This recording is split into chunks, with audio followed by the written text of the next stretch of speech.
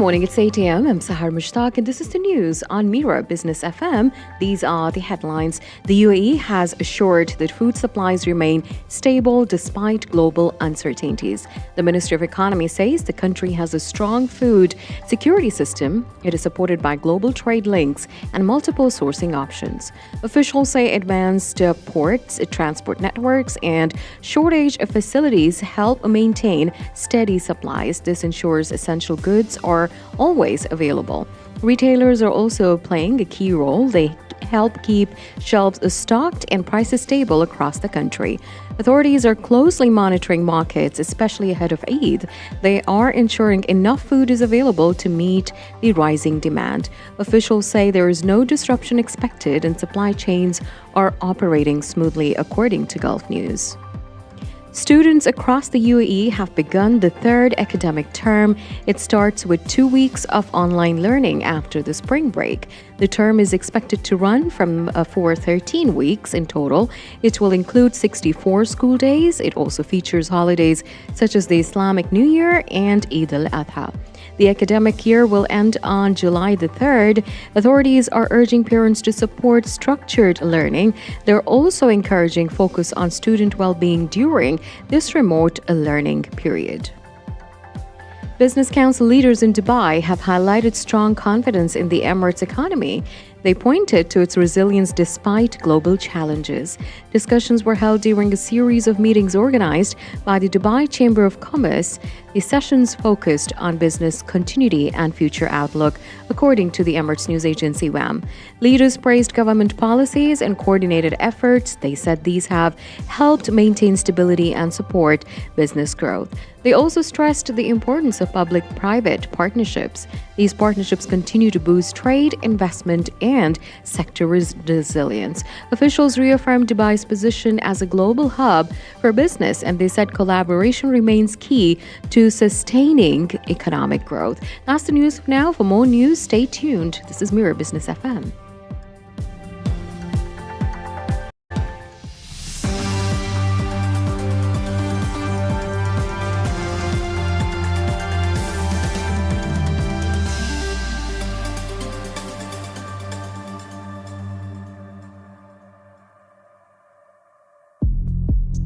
This is the Morning Drive. Good morning and welcome. Tensions rise, campuses react. We're inside the UAE's education contingency plan next.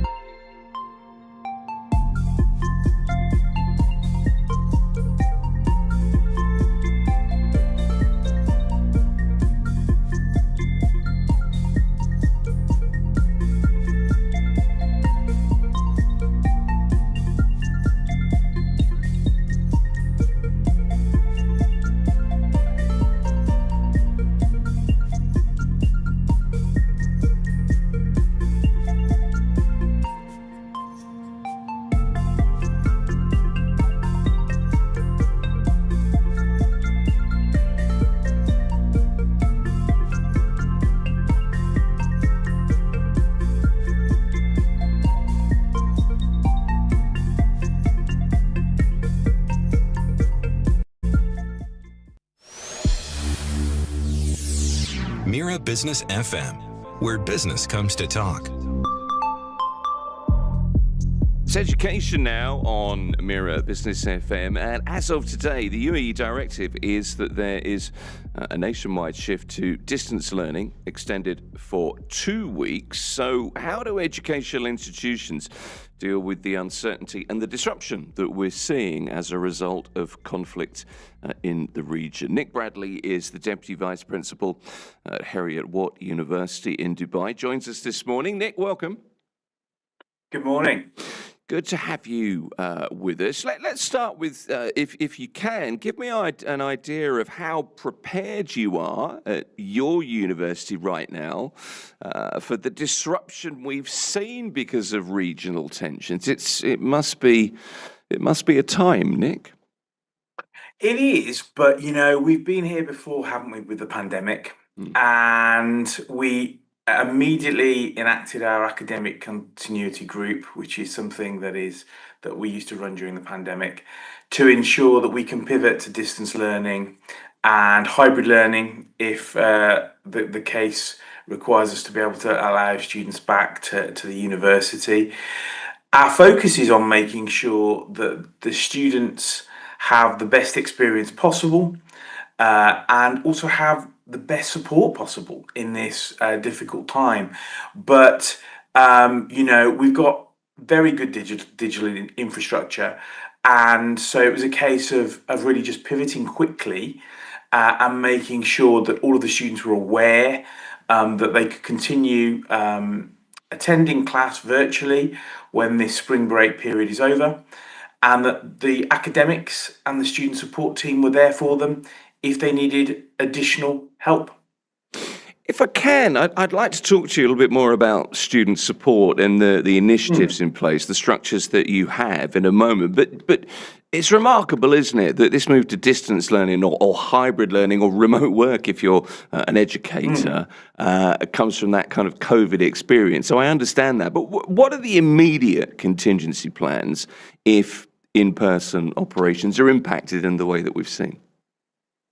So immediately the classes pivot to online teaching, and the classes just are maintained at the same times. The classes operate as you would expect classes to operate, much as I'm speaking to you today on a Teams or Zoom meeting. That's exactly what happens with the actual day-to-day sort of teaching. But in addition, lots of additional support classes are created, so that students can speak to their professors privately, can get additional support if they need to in the academic sphere. But alongside that, and this is really important, we understand that this is tricky for students. I mean, it is. It's been tricky before, it's tricky now. And so we offer additional student support from professionals at our campus. And we also offer a safe space, an area where students can come together, a private area where students can come together and talk to university professionals, and they can explain that they're having some anxieties perhaps, or their concerns, they're not quite sure that they understand fully what's required of them right now, and they can have that open debate with our academic staff and with our student support team to try and alleviate any anxieties and worries they have. How is the student attendance to online lectures compared to in-person? I'm guessing, actually, it's probably pretty good. It is, because students want to learn, right? And they are really excited about the fact that they can actually interact again. And I'm sure I speak for many people that, working from home while seeming like a lovely idea initially, gets tiring pretty quickly. And so actually attendance is as you rightly identify, is pretty good. In some cases, actually better than actual in-person. And the community that you get from students interacting is really strong. Because students are getting the feedback, they're getting the communication, they're getting the support. Frankly, they're being able to talk to peers as well as professors about elements of their learning experience that they wouldn't perhaps feel as comfortable doing so in person. It's so interesting that, but we live in this generation of digital natives, don't we? So I guess there's an element of that. So I mean, it's a good thing to hear. So teaching can realistically continue pretty much without interruption. You can shift pretty much immediately to full online delivery. Internally, how is the transition doing that for the educators in particular? Well, I think the educators get as much actually out of continuing to do online teaching as the students, because they're in much the same position. They're keen to engage and keen to communicate, and keen, frankly, to teach. And so it's pretty seamless actually. And as I indicated, because we've been here before, and of course technology's moved on in the last 6 years, and um, it's much more precise and much more interactive than it was. I think any good university today has really strong digital infrastructure to be able to support the learning experience. I think it's an absolute necessity, and students now have the ability to actually communicate directly with their professors, and to be able to essentially have a very, very similar quality of outcome from the learning. And the teachers have, and the professors and the academics have all, I think, embraced it. And they get as much out of it, as I say, as the students. They're as excited to be, I think, this week, be teaching again, be speaking to the students, whether that's in seminar groups, whether that's one-to-one, whether that's in lecture style conversations. It's exciting for them because they're back and they're able to communicate immediately. So the lessons learned from the COVID experience, the previous kind of distance learning periods have been learned, but it's more than just shifting to Teams or to Zoom or whatever platform you use. I mean, there are issues, aren't there, of student protection, of cybersecurity, and the long-term kind of academic integrity, if you're in a more volatile environment, there's a whole lot more to think about, I guess, and to consider remotely. 100%. Of course, that's right. The key for us is to ensure that the students feel supported. The students can have the learning outcomes that they need and they want, and that they have a safe space to be able to communicate. Um, of course, we've taken a huge amount of time and thought and effort over these last few years, but also obviously more recently in the last couple of weeks, to ensure the integrity of the systems are 100%, to ensure that we move from kind of an exam model at the end of the semester to looking at their academic progress through the year, and to look at essentially um, if they've got assignments due and that kind of thing, to kind of look at a more assignment-based judgment model than an exam-based model, which is absolutely the right thing to do. But we're absolutely confident that we can maintain the integrity of the education system, maintain the integrity of the quality of the learning that the students are getting, and we're absolutely certain that the outcome for the students will be a very positive one. What about in terms of contingency planning, Nick, for perhaps for something like offline distance learning, downloadable modules or Of course. information in case of internet disruption, for example? No, of course, that is, I think that's a prerequisite, and it's something that we offer. And you would expect, of course, one of the, if you like, advantages of online platforms is, of course, you can record the content, right? So that students are able to go back.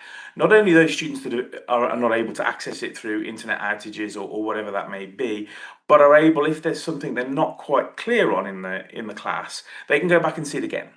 They can go back and watch again, and then of course they can reach out to the professor or the academic team and say, I'm unclear on this element of what you taught. Can you assist me with that? So in some ways, the nuance is such that it's actually there's a certain advantageous nature to it. Of course, nothing replaces face to face, of course. But I think the detail by which the students can study what they've learned and can go back and can correspond and communicate. And as I've mentioned already, the forum where they can actually have like an open conversation about the class and about the learning outcomes. I think all of these things are hugely important.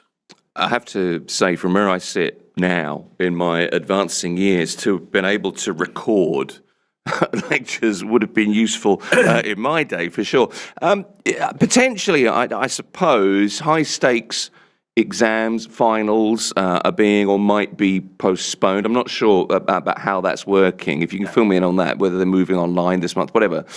If disruptions do affect exams, it means there's a real onus, isn't there, on ensuring, proctoring standards and academic honesty in a remote environment, so that in assessments you can ensure those assessments are adapted fairly.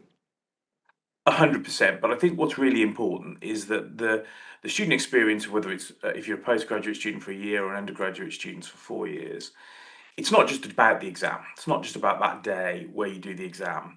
It's about the whole education experience all the way through. So we're making sure that when we're taking into account final exams, and a decision hasn't been taken on what's happening with finals yet, but when we're looking at final exams, we'll be looking at the whole learning outcome. And that's a slightly cheesy way of basically saying they're going to be looking at all of the assessments done by the students. They're going to be looking at all of the tutor groups, the seminar groups, the practical experience the students have had in laboratories. They're going to be looking at all of that when they come to make a decision on the final grades.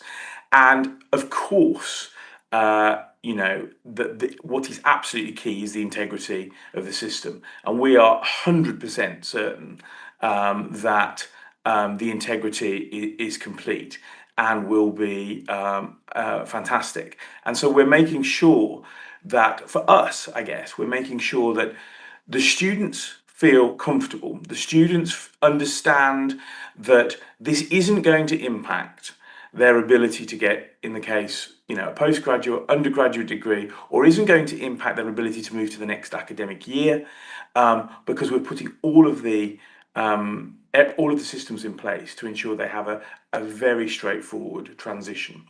And as I say, we'll be making a decision on final exams nearer the time, but we're confident in our robust processes. How about lab-based or clinical degrees, medicine, engineering? How do you replace that vital kind of hands-on experience while campus access is restricted? Well, I can't speak for medicine, but for engineering at Heriot-Watt, a lot of the practical work is done in the first semester as well. For which it's just sort of the nature of the program, that a lot of the practical work is done earlier in the cycle, if you like, whichever year you're in. So that's fortuitous for us at the moment. But you're absolutely right. The students won't get the same hands-on experience in the second semester when they're virtually learning. Again, learning from the pandemic, there are things that we have done. There are programs that we teach that can still be interactive, if not physically picking up the instruments in question, but can still be interactive and can still have the same learning outcomes. But those students, we hope, eventually will get back into the laboratories, and we'll be able to have that. We'll be able to have that hands-on experience in the future. But I think, as I say, we've learned so much, I think, in the last 6 years about how education and how higher education can be taught in a different way, and how we can pivot to a virtual or a hybrid or however you want to describe it model, that we're pretty certain that the program is resilient enough that the students can still get the same outcomes in the current climate. It's not as steep a learning curve this time around, I suppose, is it? No, it's not. It's actually what's quite interesting is how quickly we were able to enact the policies we have, and it was like putting on an old pair of slippers in a way, sort of returning back to a process that we've become very familiar with over on and off over a couple of years, and what I think from my perspective, what's exciting is because technology has moved on, of course, um, and the systems that we use to interact with the students has moved on, that how much more improved it is, how much more interactive it is, how much more precise to the individual it is, to allow the students to be able to get more out of it.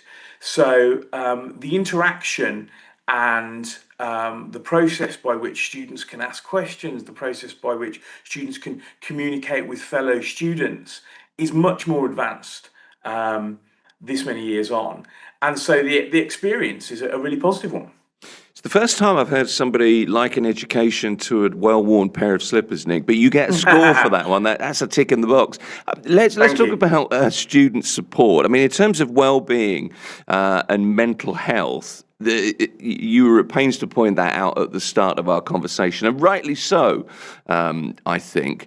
But just talk me through some of the initiatives that you have in place. I mean, first of all, how do you ensure international students who may remain in on-campus housing, for example, how they feel secure and they're informed during a period where we see, heightened security alerts?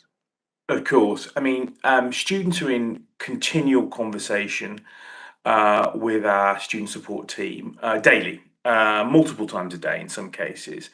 There's also a daily wellness drop-in centre, virtual one, which allows students to come together. It allows students to meet with academics, allows students to meet with student services and student support, and also crucially, and this is the crucial part, each other. So they can come together in a safe space. They can communicate their fears, their anxieties, their positives as well, initiatives that they've come forward with, ideas.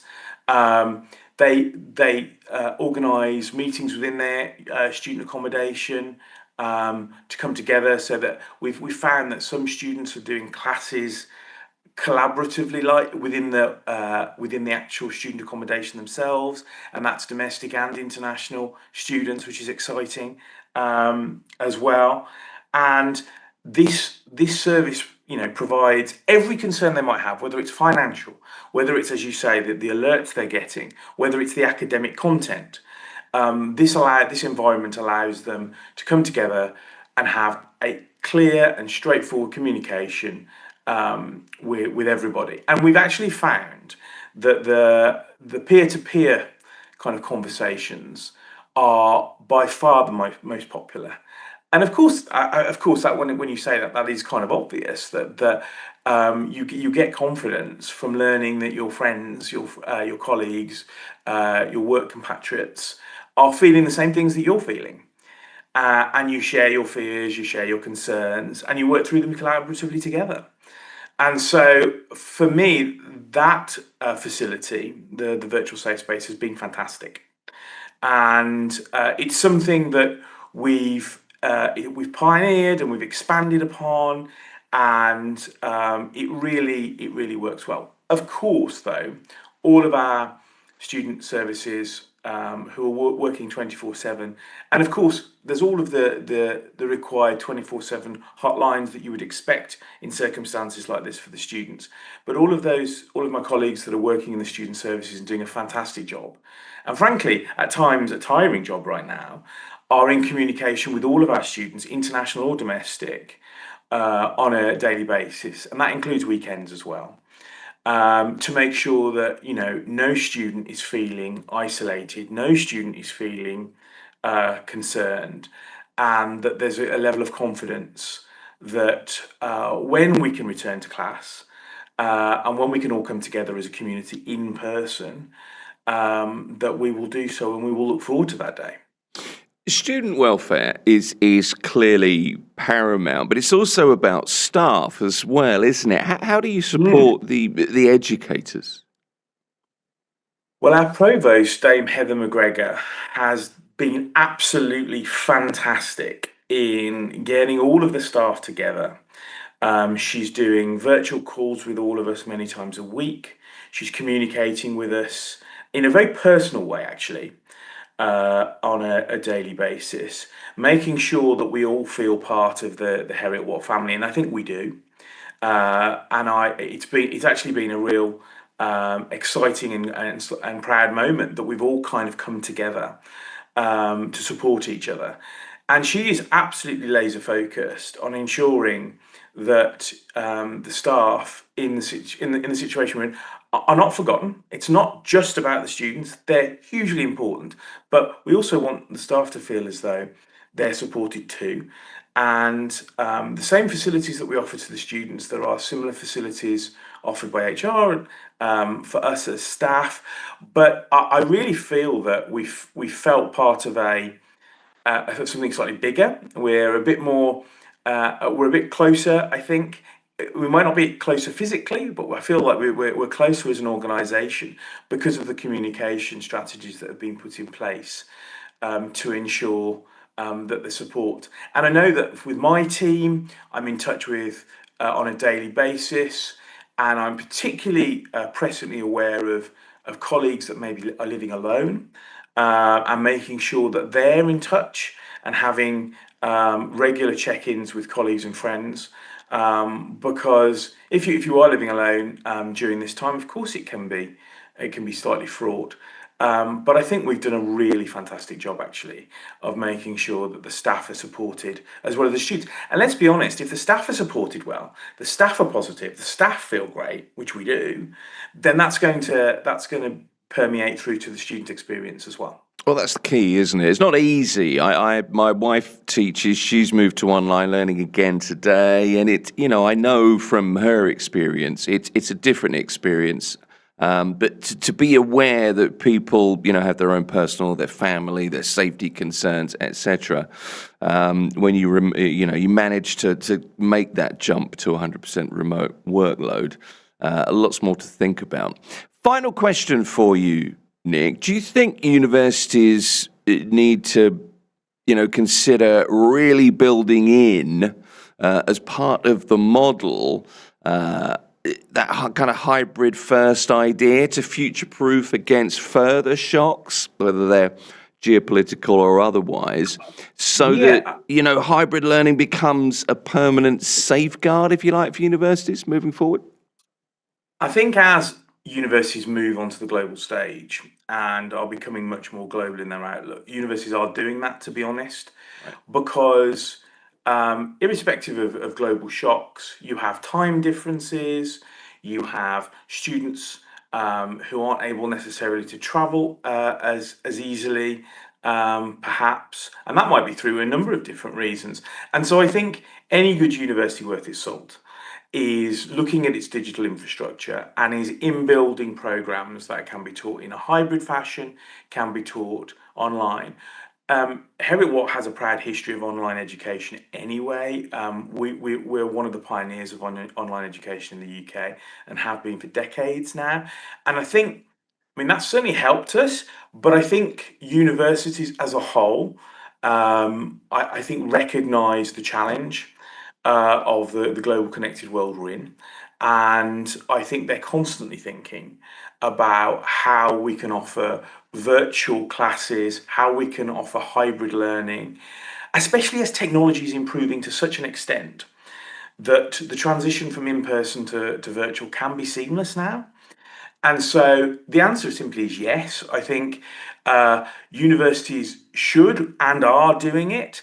And I think it's going to become just part and parcel of the natural teaching environment that you have programs that are taught in a myriad of different ways. And I think that students who perhaps 20 years ago you couldn't envisage the interaction at the level that we're seeing now with a virtual component is such that for students coming of age now, it's something they're very familiar with. It's something very straightforward, and they've become completely accustomed to it. And so when we're pivoting to a different mechanism of teaching, for most students, it's something that's very familiar. And Nick, so universities acknowledge that, recognise it, and are adapting to it. Nick Bradley is the Deputy Vice Principal at Heriot-Watt University in Dubai.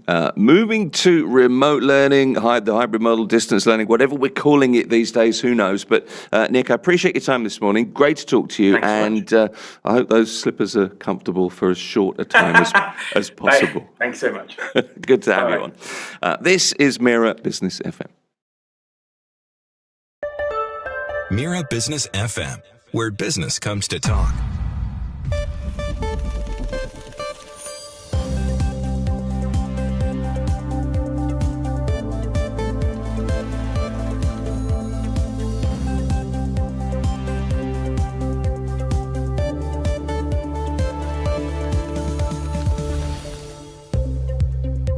Good morning, it's 8:30 a.m. I'm Sahar Mushtaq and this is the news on Mira Business FM.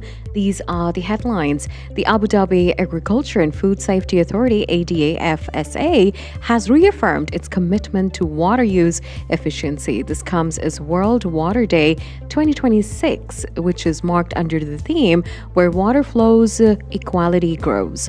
Key initiatives include supplying recycled water to over 1,600 farms. This reduces resilience or reliance on the groundwater. It also supports sustainable production. With water shortages and increasing salinity, ADA-FSA is improving irrigation. It is also using more alternative water sources. In cooperation with the Abu Dhabi Department of Energy, ADA-FSA has launched a smart metering project in Al Wathba that now covers 80 farms.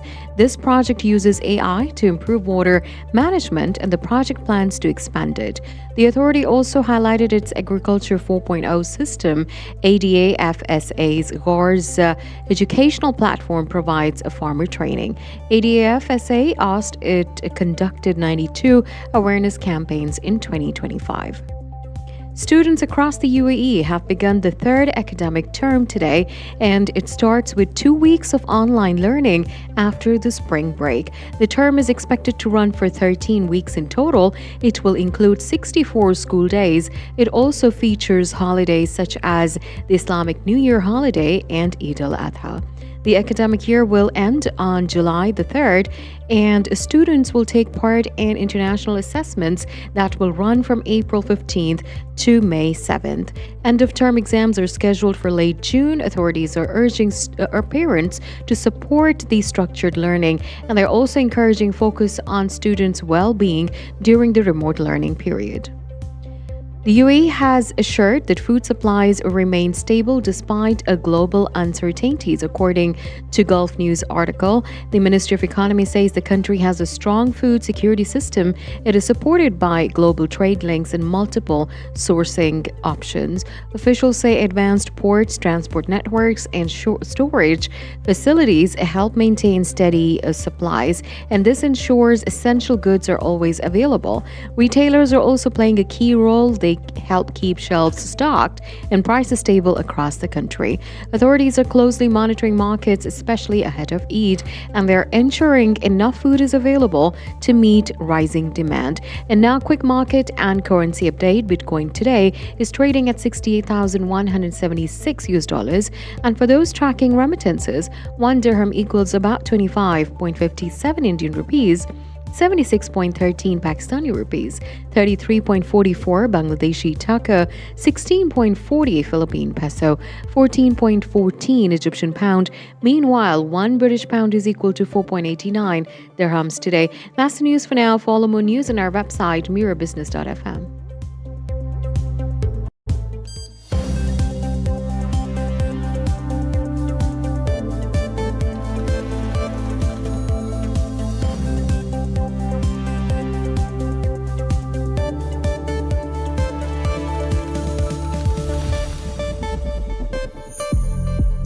This is the Morning Drive. Coming up, trade, navigating disruptions at ports and airports and energy routes as well. Tobias Meyer is the CEO of DHL Global Forwarding for the MEA. He's going to be with us next.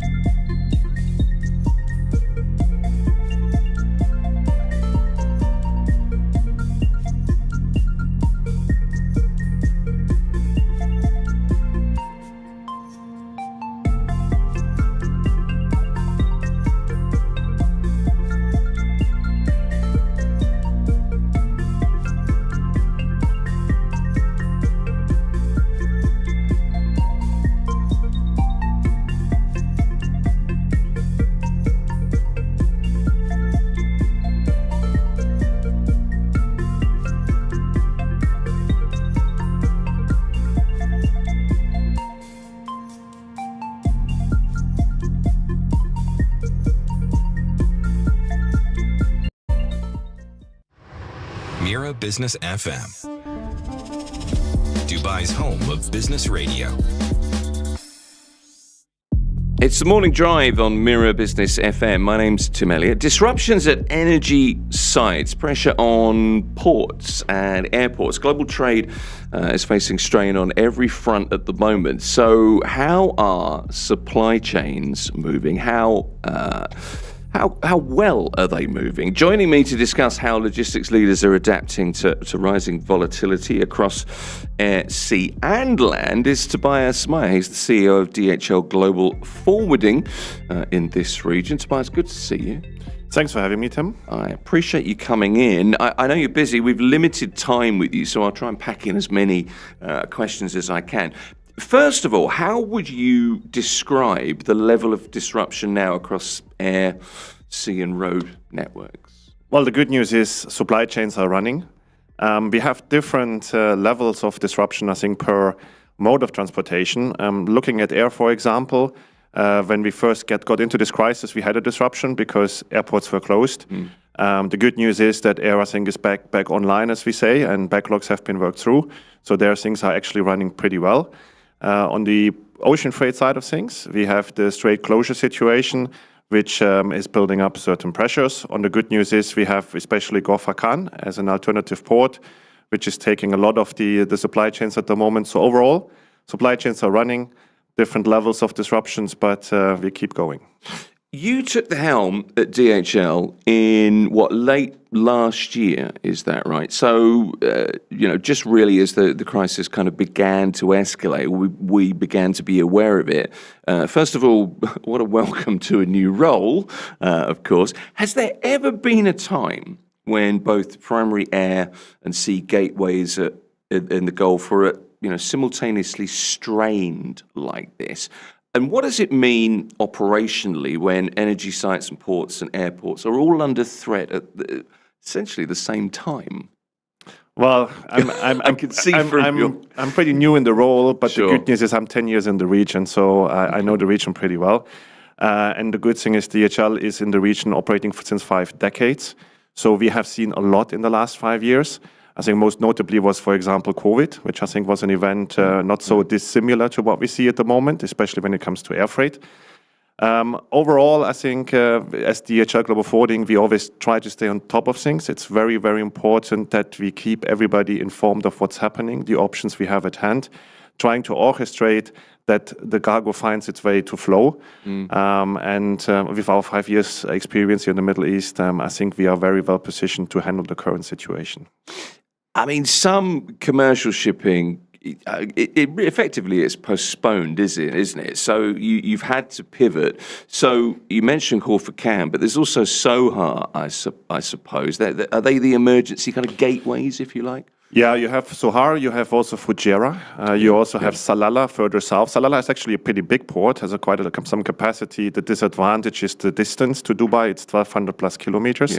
We also have what we call the Western Gateway in the Red Sea. So you have the port of Jeddah, you have King Abdullah, you have Yanbu, you have Yazan.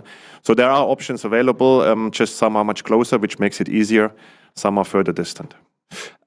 In terms of risk surcharges, I've heard, and I don't know, how much of a basis there is in truth of this, but I've heard of surcharges of $800 to $2,000 a container.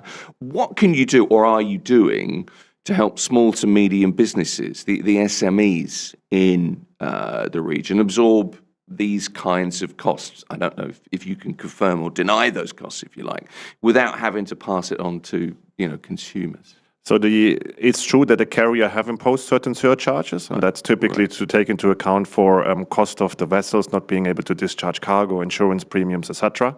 So there is real cost behind. We are doing the utmost to help, but of course we are the middleman in between. So if carrier impose the charges, ultimately there's limited options we have as the forwarder in the middle. It's just the way it is at the moment, I guess. The UAE airport's under considerable pressure, limited operations at the moment, but it's beginning, the backlog is clearing, of course. To what extent has the Riyadh and the Muscat pivot, if you like, conserved the regional air cargo network? Actually, it's a very good point. So Muscat is currently operating at double of what they normally operate. So Riyadh and Muscat have taken a lot of load, and they have helped us to manage the situation pretty well. So what we're doing a lot is that we fly much more into Riyadh and Muscat and then truck it to the end destinations, because certain airspaces have been restricted, certain airspaces have been closed across the Gulf the entire time. However, because of that flexibility in the network, we have been able to serve everybody, and as I said earlier, pretty much worked through all the backlogs and are pretty much online. I mean, I'm listening to you, and my observation is kind of that supply chains react. Not seamlessly is the wrong word, but it seems as though things kick into gear, and there are multiple transport modes activated when you get this kind of immediate disruption. I guess the COVID experience has contributed a great deal to that. I think COVID definitely helped because we very quickly got all together. We always say in normal times, trade is like water. It will find its way to flow through. And I think it's also true in this crisis that we see supply chains adopt very quickly, very fast, and it finds its way. What are the first moves that you make as a logistic company when volatility spikes across a whole network in a region like this? I mean, the first thing we did, and most importantly, it's a bit like in a plane, right? So in an emergency, first you look after your own people. Have your own people, everybody safe, everybody accounted for, which luckily till today we can say for all of DHL in this region. Then secondly, what was very important is to get the whole global network, all our players together so that everybody's informed of what is happening, what is possible, where do we have certain limitations. And we did have daily calls with my global board colleagues, with the whole network across the world, because we have 200 plus countries and territories we serve, and everybody needs to know if they send cargo into this region, what does it mean, how do we do it, what are the best options at hand. And then also very importantly, we very quickly started informing all our customers. So we had the crisis start on Saturday 28th. Monday the 2nd in the morning, we had our first webinar where we organized a session across all DHL divisions to inform our customers of what is happening, what can you do, and we kept that webinar on a daily basis and a very regular basis to ensure everybody knows exactly what is possible, what is not possible, where they have to expect certain delays, and it has been quite an intense time. So communication, as much as moving stuff about, communication is really, really important. It's essential. I think it's one of the key essential success factors in this current times. How do you maintain continuity when both infrastructure and routes are, unpredictable? Well, you always have what we call BCPs, business continuity plans. Right. So we have a business continuity plan, and we typically have a second or third one because we know your first plan B can also become plan C and plan D. Perhaps a bit like in Formula One, when you look at the strategies they have for tires, you need to be prepared for anything which happens. So you get your slicks and your wets and all that. Everything. Which of the sectors what sectors are most exposed at the moment? Is it energy, food, manufacturing, pharma? I think every sector is impacted because the Middle East is a global logistics hub, right? So I think there is clearly all sectors being impacted. What we can say in general is that food, perishables, and pharmaceuticals have currently priority. I mean, again, keeping everybody safe, keeping food supplies reliable is of importance, and that's understood by all the players in the market. What about disruptions to energy infrastructure? How does that feed into broader logistics challenges for you? I think the one topic which I think we all have seen and heard about is, of course, the impact it has on fuel price and oil prices, which is a key factor for us in terms of the costing we have on supply chains. So there is currently, for sure, a certain impact, and it will continue to impact the whole logistics world, I think, on a global basis. I feel as though I'm firing loads of questions at you, Tobias, and I don't mean to. I'm just aware that you have limited time. Obviously, you're busy at the moment. Can I ask you about the Oman to UAE corridor? Just how congested is the border right now, and what have you been doing with customs authorities to create, green lanes for the perishables that you've mentioned? Yeah, you're talking about the green corridor. So I think overall authorities across the Middle East have been amazing in how quickly they have adopted and simplified a lot of the regulations. So typically, looking back 3 weeks ago, if you would bring cargo via Oman into the UAE, you would have first to import the cargo into Oman. Technically, if you don't have an entity there, it's not so easy. Then you would have to do an export from the Oman to the UAE. So it's a lot of paperwork needed, extra cost, complication. That was massively simplified. Now we can just do a transit clearance. So pretty much it arrives in Oman. We do one piece of paper which says that cargo actually goes to the UAE, and we can very smoothly transition it. The borders are so far working very well. There is no congestions at the moment. So all is flowing as it is supposed to flow. That's good to hear. What about costs? Let's come back to that just briefly in terms of fuel, in terms of insurance and freight rates. How would you characterize the impact on your customers? Well, I think the reality is it's very dynamic at the moment, and of course the fuel prices going up will put pressure on the cost. Unfortunately, it's very hard to say at the moment how that will pan out in the mid to long term. Short term, I think we all feel the fuel price and the oil price. We see it. I think we hear it from Europe in terms of what fuel prices on the petrol stations constant, look like, isn't it? and you know, our trucks and planes and ships have to fuel as well. Yeah. So there will be cost pressures coming, and that is at this point of time unavoidable. I mentioned that you're fairly new in the role, 10 years in the Middle East. So you come from a CFO background, don't you? A financial background. How has that experience and your focus on, as a CFO, you know, financial transparency, if you like, helped you manage a situation where you've got this flux, this kind of unknown, this uncertainty when it comes to shipping rates and fuel surcharges? How does it colour your view, if you like? I think the one thing, and I think that's perhaps one description of it, is when we started the crisis, it was all about immediate action, safety of people, informing customers, getting on top of the situation. But then we have started moving into a more structured, more organized way of working, right? Because you can only manage the crisis so long in that way. So we set up dedicated teams to help manage the current situation. For example, all the ground land transportation. We have now a dedicated team of 50 people helping us to optimize all the flows from the port across the entire GCC as one combined network, which typically countries have been working more on their own, but we can't do that in the moment. So having a CFO experience, you always try to have a certain structure. Numbers come naturally very easy to you. I mean, I look at the numbers, I understand typically what it means. Right. That helps a lot. And then, of course, also helps perhaps to have, some, how should I say, some confidence that the situation will pass. I think as I said before, we have worked through COVID.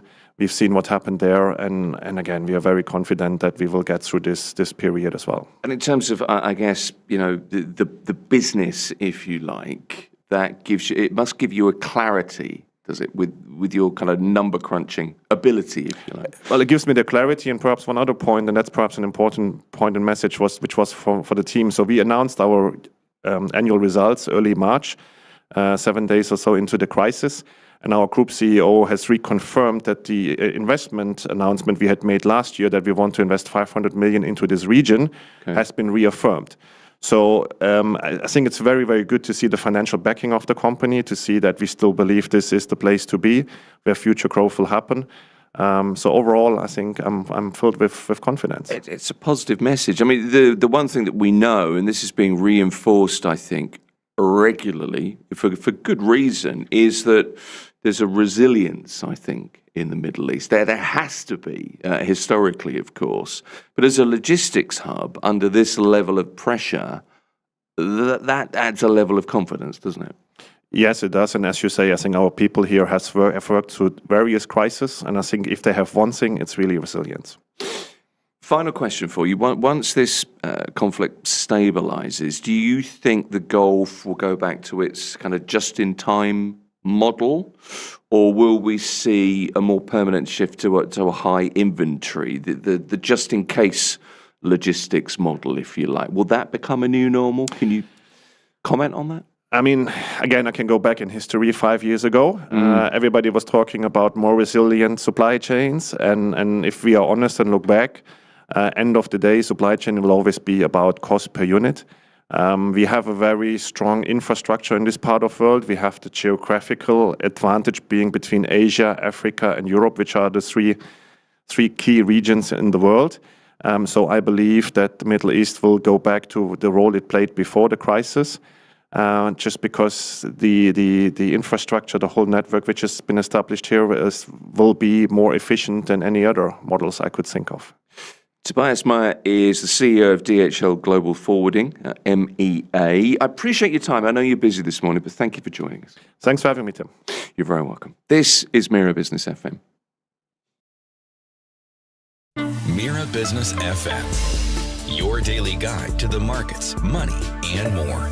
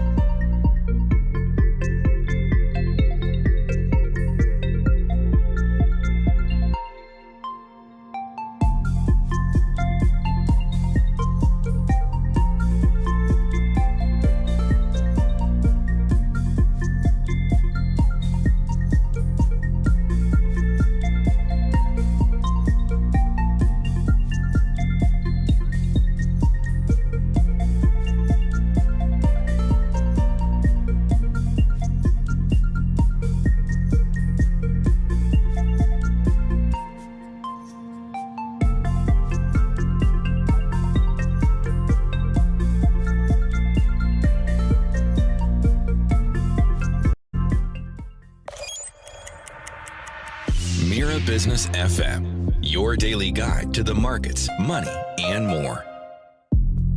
It's the morning drive at Mira Business FM. Truth versus rumours, the economic price of a lie. Misinformation isn't just noise, it's actually a real economic threat. From arrests over fake content to official denials shaking investor confidence, the UAE is drawing a clear line.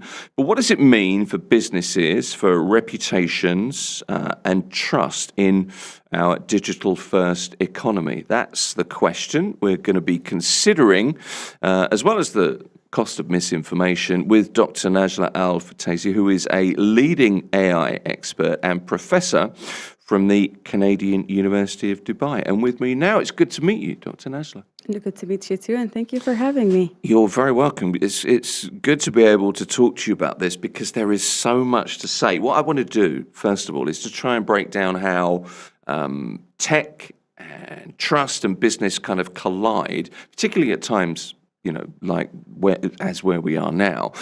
We've seen something like 100 arrests linked to misinformation during the regional conflict. Can you put into context, first of all, how serious this is from a business risk perspective? I would say it's an extremely serious and emerging business risk that shows that misinformation is no longer just a communication issue, but it's a bigger issue that affects a lot of things, such as public order in the UAE, where the market is very dependent as well on tourism, which is also affected, and investor confidence. Specifically, when we talk about markets such as the UAE, we would say that reputation as well as stability are key. And false narratives can quickly translate into real economic consequences, which is a big problem that we're seeing right now, specifically with the current geopolitical tensions that are happening in the UAE and the region. I mean, it's something that, historically, conflict situations amplify anyway, but it's just the delivery methods, isn't it? It's the channels that we see. It's delivered to your device, if you like. And it's understanding just how much there is of that. We'll get into that a little bit later on. But what we're seeing is businesses having to pivot to kind of a holding pattern. I keep using that phrase, but it's true. Investors are scrutinizing every headline at the moment. So, the role of AI in generating, but also policing the misinformation, this huge quantity of misinformation, it's kind of become, it's like the central theme of the moment, isn't it? Unfortunately. Yeah, it's remarkable with the amount of stuff that is just nonsense.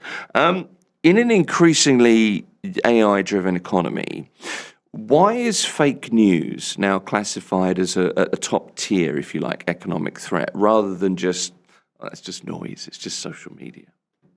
I would say we're very much dependent on technology nowadays. People get their news now from TikTok, Instagram, social media, where back in the day they would get their news from news articles and newspapers where journalists would have to verify the content, verify their sources, but not so much anymore. So they get their news from technology platforms. And then we have artificial intelligence that makes it very easy for people to fake any type of news. So the barriers to create false information are very low. So we've got deep fakes where it's easy for anyone in the public to generate fake videos, fake images, false narratives, and it can easily spread. It spreads as fast as the platform. So people from different parts of the world would be able to get that information, false information that is, from wherever they are. So it doesn't mean that false information spreading, let's say, in the UAE would not be able to get to people in other continents as well. So it's easily spreadable. And it's the speed of it, isn't it, as well? The authorities would contend that false content can stir public opinion and can spread rumours. And as you point out, the sources of those are either there is no source or they're dubious anyway. But that can really impact markets and consumer behaviour immediately. That's very true and very unfortunate as well. So it can spread as fast as a couple of hours, where we have false claims that are able to trigger a lot of different things, such as panic buying, booking cancellations, and late investments, for example. So people would not be as willing to go through with an investment or a booking or travel plans as they would before, because we've got a rapid shift in consumer sentiment. One of the things that's occurred to me over the last kind of 3 or 4 weeks, or was kind of crystallized over the last 3 or 4 weeks, is the reaction of the government to content online. And we know that there is a need, not so much to regulate, but to watch what's being posted. Maybe there's a need to regulate. Maybe that's not strong enough on my behalf there. But what's become really apparent is just the quantity of information. I see things all the time, like, breaking news, this is happening, and I'm like, but it's just not true. The dramatic music in the background. The point I'm trying to make is, how do you get across to people when you've got your device and you sat there and you've got 5 minutes and a cup of coffee in your hand, and how do you stop people from spreading the nonsense? Because it looks so great. What is it in us that we need to be able to switch off? I think we have to be more aware. So spreading awareness on how to verify content that we see online and on the news.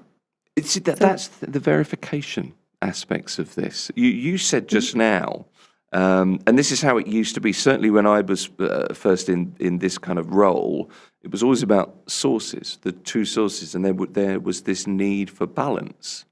But that's kind of gone now. It's just being first, isn't it? I think there is only so much that the government can do, because they cannot really control what comes out in platforms.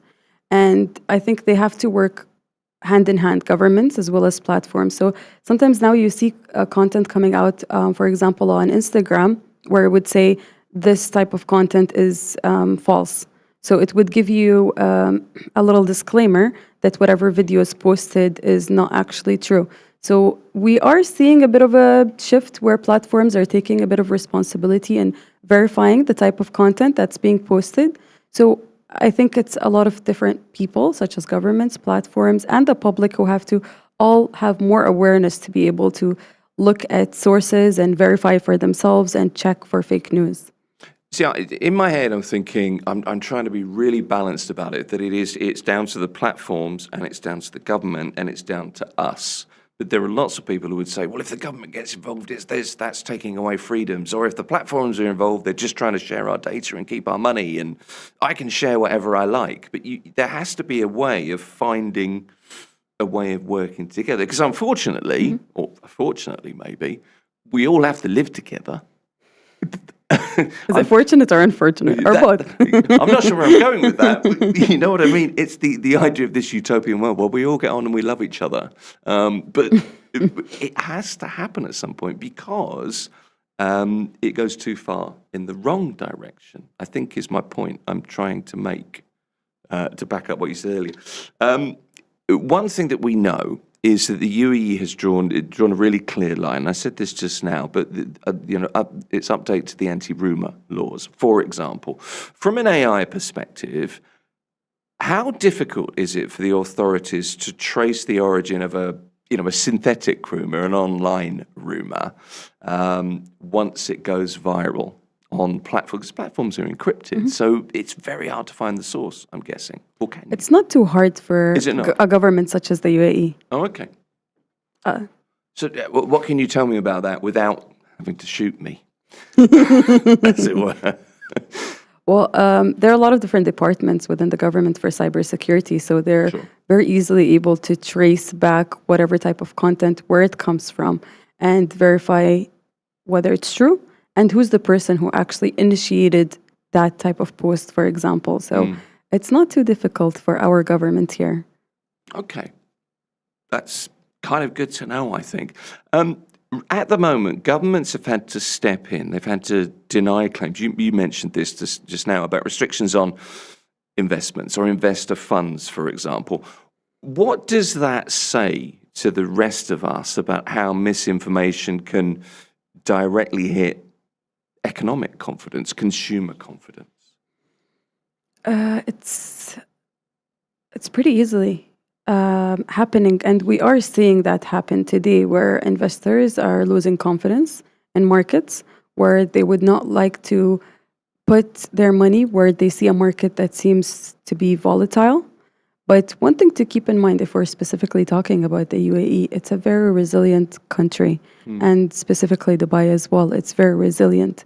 So even though they were having a lot of tensions, geopolitical ones, there's conflict in the area, it will come back. It will have a big comeback. I don't mean to make light of this, but I keep looking out of the window because I'm aware that there's another thunderstorm. That's what's bothering me today. The rain? The rain, because I know I'm going to get home and there's going to be a flood in the living room. I'm worried that might be. But It's still going to be nice. No, well, who knows? But that's kind of it.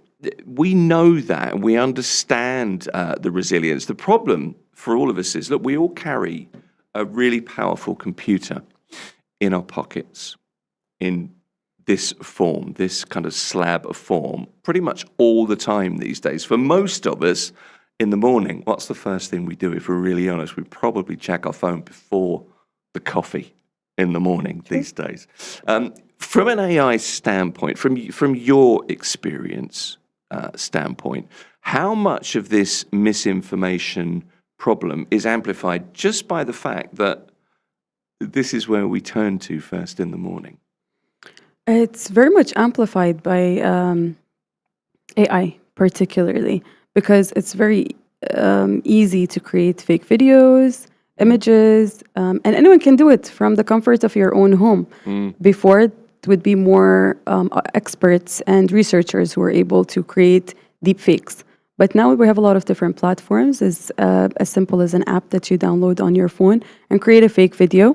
And people get, and very unfortunate, that they get a joy out of it, creating fake videos, spreading false news, and causing havoc, I guess, within the public. And it makes it very difficult for the naked eye and the public generally to be able to distinguish between real and fabricated content. How do you distinguish? Or I mean, that line is increasingly blurred, isn't it, between the real and the not real? Is it just, do governments need to just be enhancing public awareness? Is it advertising? Is it parental? Should parents be, training their children more? Is it something that schools should be doing, universities should be doing? Or is it our responsibility? I don't know where that starts. I think it's everyone's responsibility. A lot of people just put their responsibility on the government, saying it's their job to protect us. But it's, like you said, it's parents' jobs to raise awareness within their household. It's also universities' jobs to let students know how to verify fake news, for example. So I teach at the Canadian University, and this is one of the things that we do talk about constantly, me and the students, where they have to verify content that they're seeing online. They shouldn't be very trusting of anything that's out there. I let them know that artificial intelligence is a very powerful tool, but has to be used very responsibly and ethically. So we do focus very much at the university on ethical uses of artificial intelligence. We teach students how to use it, but also let them know that they have to be very aware of the negatives at the same time as they are aware of the positives. So I would, in a nutshell, it's everyone's job. I always think we kind of point towards students as the people that spread this misinformation, but I wonder if students are probably, from what you're saying there, I think students are probably more cynical, more aware that there is nonsense online. I wonder if it's older generations seeing something on Facebook and thinking, oh, that's so awful. You see it so much that things spread like wildfire, and it's not the young generation necessarily doing that. It's a responsibility on all of us, I guess. Let me ask you a little bit, Dr. Najla, about businesses in the UAE, how you feel they're prepared when it comes to dealing with reputational damage from this kind of viral information that we see. I would say they're not fully ready at the moment, because conventional PR does not work the same as it used to. they have to be more actively trying to address the issues that are coming out when it comes to, like you mentioned, reputational damage. Because these issues aren't going away, are they? No, they could be increased, if anything. Yeah, we're going to be seeing more and more of this because AI-driven misinformation is spreading like wildfire, if not even worse, actually. So I would say companies need to be very aware of the issues and try to address them not when the problem appears, but before the problem actually appears. So having not just what they already have, potentially like crisis communication plans, but to be equipped firsthand how to handle these type of issues as they arise and before they arise. How do you equip yourself to deal with, an unseen threat? I mean, is it as simple as, working on scenarios, or do you need to have certain people in place? How do businesses do that? I would say having advanced monitoring what kind of content comes out online, specifically if it has to do with the organization itself, and also to have fast response mechanisms. Okay. So anything that comes out, they need to be rapidly aware and trying to make rectifying, essentially. I suppose some organizations can be a little bit, what's the right way to put this, tone deaf at times. I thought you were looking for a nice way to put this. Nothing came to mind, but there are times when you think that launch probably wasn't the best time. Maybe you could have thought that through. So it's an awareness thing, isn't it, for organizations? It's understanding that, okay, we'll do this at another time. It's a difficult one. Do you know, I was thinking about talking to you today, and one of the things that hit me was the amount of misinformation that we face. If you were to sit on Instagram for 10 minutes, doom scrolling through reels, half of them are entertaining, the other half are just nonsensical, really. Exactly right. Brand hijacking, for example, AI, and this is a phrase I wanted to ask you because I wasn't aware of the phrase. This is where AI mimics a company's official spokesperson to release fake earnings or safety alerts. That's a thing that happens. As you point out, a way of creating havoc because it amuses you for some reason, something that we'll have to be aware of. But once a digital bell like that has rung, how do you go about recovering a reputation if something like that happens to you? We don't see it to a great extent in this region, but these are issues, aren't they? Yes, very much. I would say even though AI was part of the problem in the scenario that you just mentioned, it has to also be part of the solution. Sure. How does it become part of the solution, though? Because, 50% of us want to, have a pop at somebody, and 50% of us want to support somebody. We live in a really divided world. So it's harnessing AI in the right way, but it's also the will, isn't it, to harness artificial intelligence. So companies need to embrace the technology. So they would see it as a problem where, people are, like you mentioned, creating fake videos of, for example, their spokespeople, but they have to move fast to be able to fix that issue by using artificial intelligence and detecting these fake videos, and then acting fast, releasing statements and working on rectifying brand image. So that's the role that AI should play, but it's also understanding how to use AI. It's funny, I was out the weekend, I was having lunch with somebody, there's a bunch of us, and we were doing something on AI, I forget what it was, but the guy opened his phone, it was ChatGPT, and he was typing in, and a friend of mine was sat there, and he said, "You're using ChatGPT like an idiot. Let me show you how to use it." But it kind of crystallized it for me, because it's how you utilize the technology. And these are the things that we're seeing online all the time at the moment. You should be AI certified for your LinkedIn profile and all of this stuff. But it is as simple as understanding how to use AI to your ends, hopefully positive ends, isn't it? But that's what we've got to be teaching people, because there should be an inbuilt kind of not complete trust mechanism, because AI can be wrong. Very much can be very wrong. Yeah. We are seeing now where in the UAE, kids as young as in elementary school have to have compulsory courses where they have to study artificial intelligence in classes. Okay. I was sitting with my cousin this weekend. She's about 8 years old, and she was asking, like, what do you? She thought I'm a real doctor, like medical doctor, and I was telling her, you are a real doctor. You're just not a medical doctor. I told her not that type of doctor. It's an AI doctor. I think she thinks I'm a fake doctor. Oh, there you go. I'll go with that. And she said, I know everything I need to know about AI. And the way she sees it is that they're taking these courses in school. Of course, it's not enough for an 8-year-old to know everything about AI. For sure. But they're starting them early. And I think that would be part of the solution, teaching people as young as 8 or even younger how to use artificial intelligence, because they are using ChatGPT. They are having conversations with these type of platforms, but letting them know how to use it and also making them very much aware, even though it might be a little bit difficult to teach as young as 7 years old, AI hallucinations, where do not take everything that it says as holy grail. Well, exactly right. And but there's an element, isn't there, of understanding that AI at the moment is a little bit like being a researcher.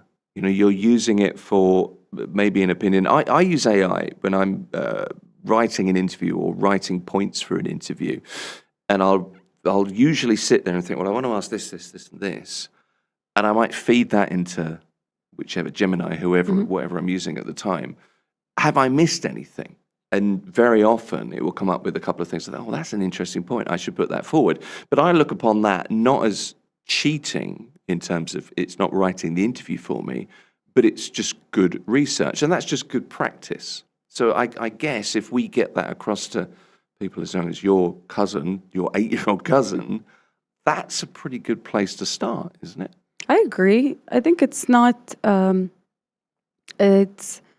something that we should teach the kids not to use, because it is cheating, but we have the need to teach them how to use it responsibly and letting them know that it can be a very good tool in helping you, whether it's verifying the homework that you have done is right or not.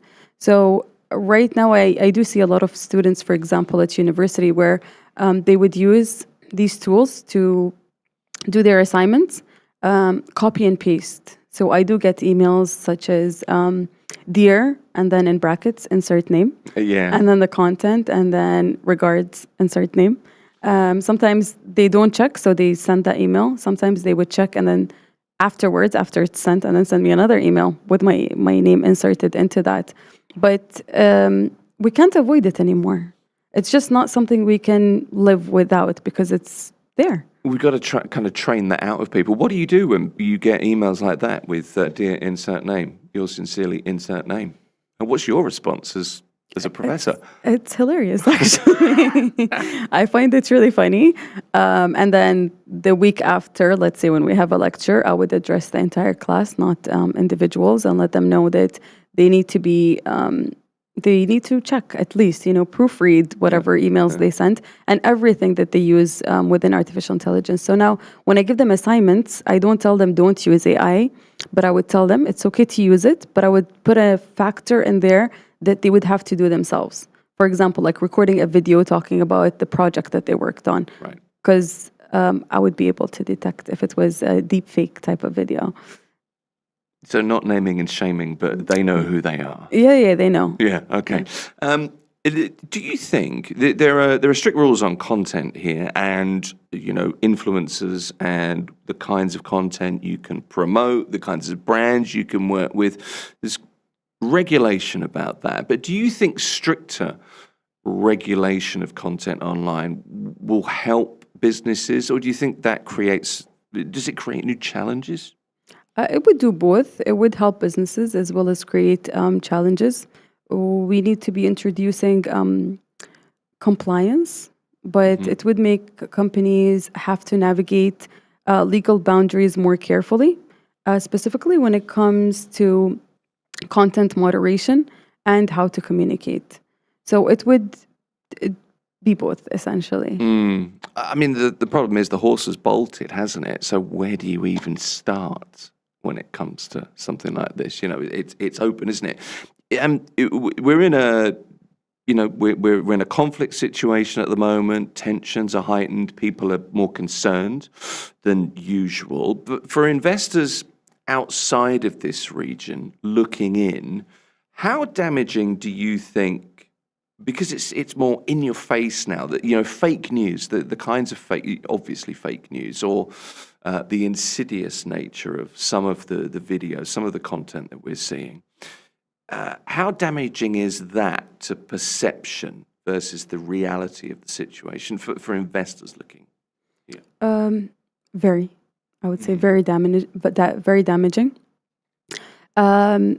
In an example, let's say if there were fake news spreading, and because it's very exciting type of fake news, it would arrive internationally to people in different continents. Let's say if we are here in the UK, in the UAE, sorry. Your accent's throwing me off. Yeah, there you go. So being here in the UAE, we might get news from the government saying that this type of news is fake, but that might not reach the international audience. When it comes to investors, for example. So that would increase the perceived risk and influence investment decisions where people might be much more reluctant to invest because of that. So there are large economic costs to this type of issue. So repeated misinformation essentially can very much distort international views. But I would say we need to have more trust in, if we're talking specifically about the market here in the UAE and in Dubai, for instance, we need to have more trust that we have a very strong government that's able to address these issues. So when it comes to artificial intelligence, it's within the public, it's brand new. It has existed for around 70 years, around that much. But people think it's been here for the past 5 years, which is when it became more mainstream and I was going to trending. say 5. You said 70. Yes. Wow. It's been here since, I hope I'm not wrong about this one, but since 1956, around then, where there has been a lot of research done, but it was more in the research capacity. Gotcha. But now it's more trending, more people are using it. So the regulations are still not there. We are seeing more regulations being introduced here in the UAE, and we've got the AI Act, for example, in the EU. And we've got regulations as well coming out in China, where, for example, if there is any type of content that's created using artificial intelligence, so like deep fakes, they would need to have watermarks, for instance. But we're still not there yet. But we're seeing more and more regulations and compliance within AI. It's early days, isn't it, still? Yeah. What kinds of practical steps can business leaders take to safeguard trust, both within organizations, but also with, you know, customers, people outside of the organization?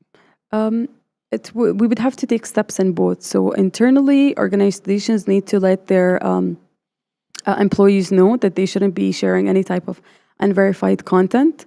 And when it comes to externally, they need to have consistent and transparency when it comes to critical maintenance of trust. So making sure that they have the trust within their customers, and any type of content that comes out, for example, they need to actively monitor digital platforms. So whatever comes out, they need to monitor anything that has to do with their organization that's being spread, and to fact check. Fact checking would be a big part of the solution, and spreading that this is the actual truth and this is the false information. The actual truth. Isn't it amazing we have to apply actual to truth? You know, that's a The change. lines are blurred nowadays. They really are blurred. We've got news coming up, but I wanted to ask you just one or two more questions, Dr. Najla. What's your advice to an average investor in the UAE, Dubai, and this region who sees a breaking news alert on social media today. We've all seen them. They're mainly nonsense, but how can we use AI tools to verify content? Very much, yes. So AI is part of the problem, like we've discussed, but again, also part of the solution where we need to use it more to verify any type of content that comes out. And there are a lot of different platforms that anyone can use to be able to check if content is actually generated using artificial intelligence or not. But one big thing is to always check for news that comes out from the government. So is it coming out of from authorities, or is it just something that someone has seen using social media with fake news of like a tweet or, the breaking news that we keep saying constantly? So verifying. Okay. So the general rule is don't just blindly trust social media. Yes. Be a little bit, Get your news from different sources. If you're using social media, then it's not enough. You need to look at social media. You need to look at if you see something there, afterwards you need to verify, see if the government has spoken about this or not, and just keep fact-checking. Trusted government sources, trusted news sources that you're aware of, and then move between them to see if they correlate, really. Tread carefully. Okay, that's good advice. I like it. Look, it's been good to talk to you this morning. I've appreciated being here. Dr. Najla Al-Fatesi is a leading AI expert and a thinker and a professor from the Canadian University of Dubai. Thanks for coming in. Thank you very much for having me. It's been wonderful speaking with you. Good to have you with us. This is Mira Business FM. Mira Business FM, where business comes to talk.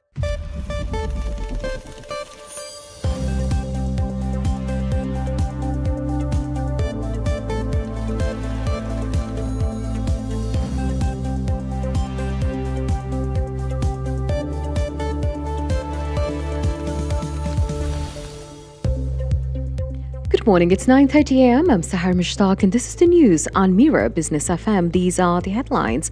Business Council leaders in Dubai have highlighted strong confidence in Emirates' economy. They pointed to its resilience despite global challenges. Discussions were held during a series of meetings organized by the Dubai Chamber of Commerce. The sessions focused on business continuity and future outlook. According to Emirates news agency WAM, leaders praised government policies and coordinated efforts. They said these have helped maintain stability and support business growth. They also stressed the importance of public-private partnerships. These partnerships continue to boost trade, investment, and sector resilience. Officials reaffirmed Dubai's position as a global hub for business. They said collaboration remains key to sustaining economic growth. UAE petrol prices for April 2026 will be announced next week. Prices are expected to rise after a sharp increase in global oil rates, according to Khaleej Times report today. Brent crude has surged about 54% in 3 weeks. It rose from around $73 to over $112 a barrel. This is due to ongoing regional conflict. Prices even touched $118 recently. That is close to levels seen during the Russia-Ukraine war. In March, UAE increased fuel prices in line with global trends. Super 98 rose to 2.59 dirhams a liter. Special 95 rose to 2.48 dirhams. E plus 91 went up to 2.40 dirhams. Diesel also increased to 2.72 dirhams a liter. The Strait of Hormuz, a key global oil route, is now also seen as a major digital risk. About 21% of the world's oil passes through it, but beneath those waters lie the vital fiber optic cables carrying global internet and financial data, according to Khaleej Times. At least 6 major cable systems pass through the narrow strait, linking Europe, Asia, and the Middle East. As tensions rise in the U.S.-Israel-Iran conflict, conflict. Experts warn this overlap of oil and data routes could disrupt up to $5 trillion in global trade. And now, quick market and currency update. Bitcoin today is trading at 68,782 US dollars, and for those tracking remittances, 1 dirham equals about 25.57 Indian rupees, 76.13 Pakistani rupees, 33.44 Bangladeshi taka, 16.40 Philippine peso, 14.14 Egyptian pound. Meanwhile, 1 British pound is equal to 4.89 dirhams today. That's the news for now. Follow more news on Telegram and WhatsApp. This is Mira Business FM.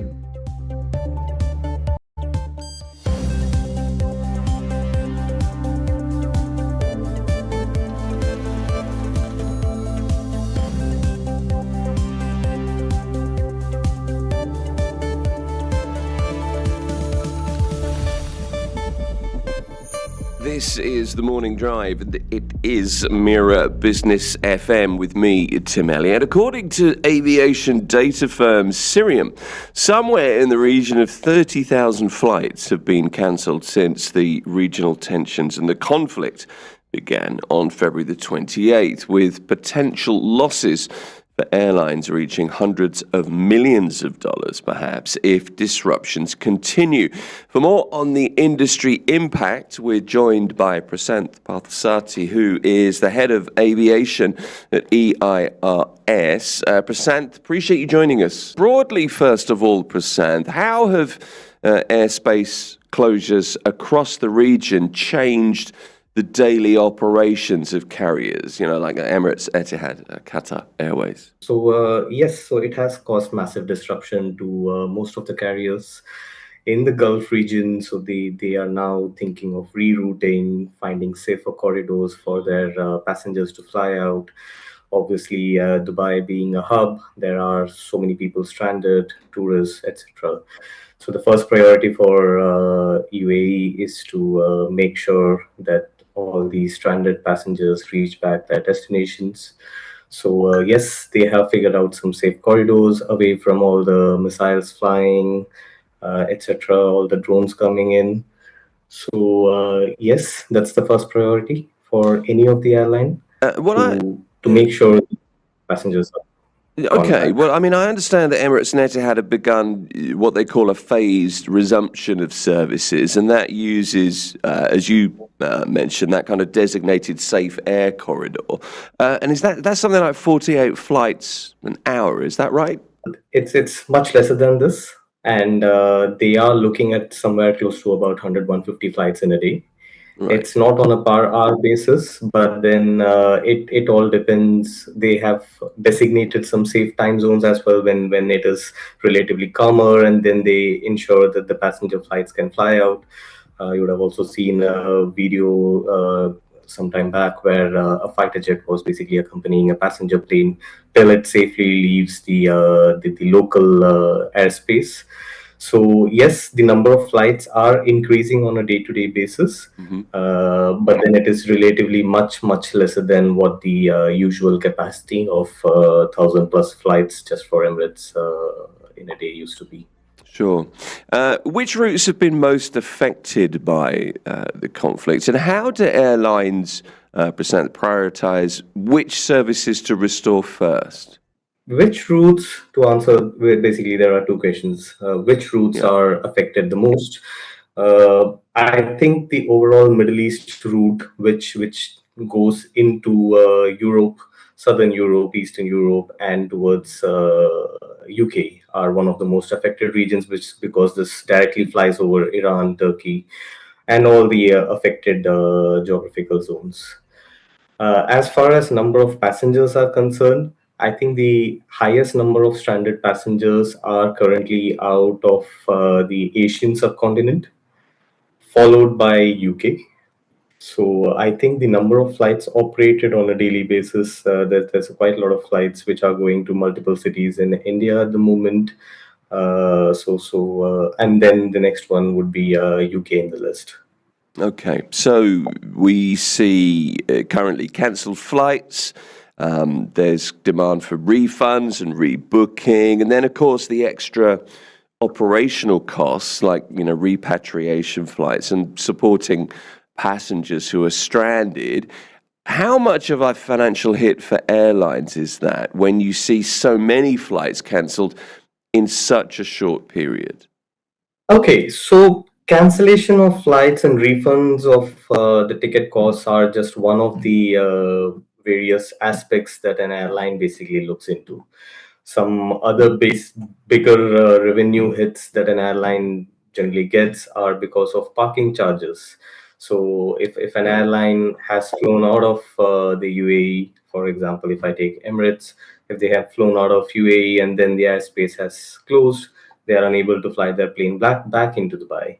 So one of the aircraft is stuck at an alternative hub, and they are paying parking charges over there. Plus, the crew is stationed at a different place where they are not supposed to. So, relocation costs for the crew. The passengers are stranded. They need to pay for some additional airport charges because the aircraft is constantly parked at a different airport and they incur charges for parking their airport over there. These are some direct hits for the airline. Something which is not direct and it takes some a few weeks or a few months for the airline to actually realize that this has also hit them would be the leasing charges, the depreciation charges, and the maintenance charges that an airline and every aircraft would basically incur. In addition to all these charges, what I feel is that whenever an airline reroutes its services, it has to basically burn more fuel because it is going through a longer route. So the cost of fuel also increases. So in addition to basically the refunds and the cancellations or rebooking passengers, there are many more additional charges or expenses that an airline incurs. The right way of looking at this is that we are still into a conflict situation where things have not normalized yet. So once things normalize, this is when the actual extent of the losses or the damages that an airline has actually incurred would be visible. And I guess on top of this, it's the operational challenges of refunding, of rebooking, and dealing with the issues, all of these knock-on effects, if you will. Well, yes, operational challenges are more visible because this is right on your face. I mean, like every passenger basically is standing at your gate asking for their money or a revised booking or a voucher or some kind of a compensation of how to handle the situation. So I think airlines have become more vigilant of these kind of an issues. So what they have started doing is they have started building their systems in such a way that there is an automatic itinerary management system. So the system automatically tries to rebook a passenger who has been cancelled to an alternative flight. Of course, this applies on in a normal scenario, but not in a conflict like scenario at the moment, where you can't really rebook a passenger to another flight when you don't really know what your schedule is going to be. So in these kind of scenarios, what airlines basically do are they try to book the stranded passengers first on repatriation flights. Passengers who are on visit visas, who are stuck in hotels, passengers who are with infants, expecting mothers. So these are the categories they would probably want to prioritize and send back to their home countries. Then comes the next level of passengers for whom they would probably try to give an alternative flight, alternative routes, or the worst case scenario, probably a voucher, which they could use once normal operations resume. Prasanth, let me ask you about your area of expertise and specifically the role of aviation insurance and what that role is when geopolitical events force, widespread flight cancellations. Okay, so aviation insurance in particular basically deals with a physical loss or damage to an aircraft and the passengers that are basically contracted to carry on board.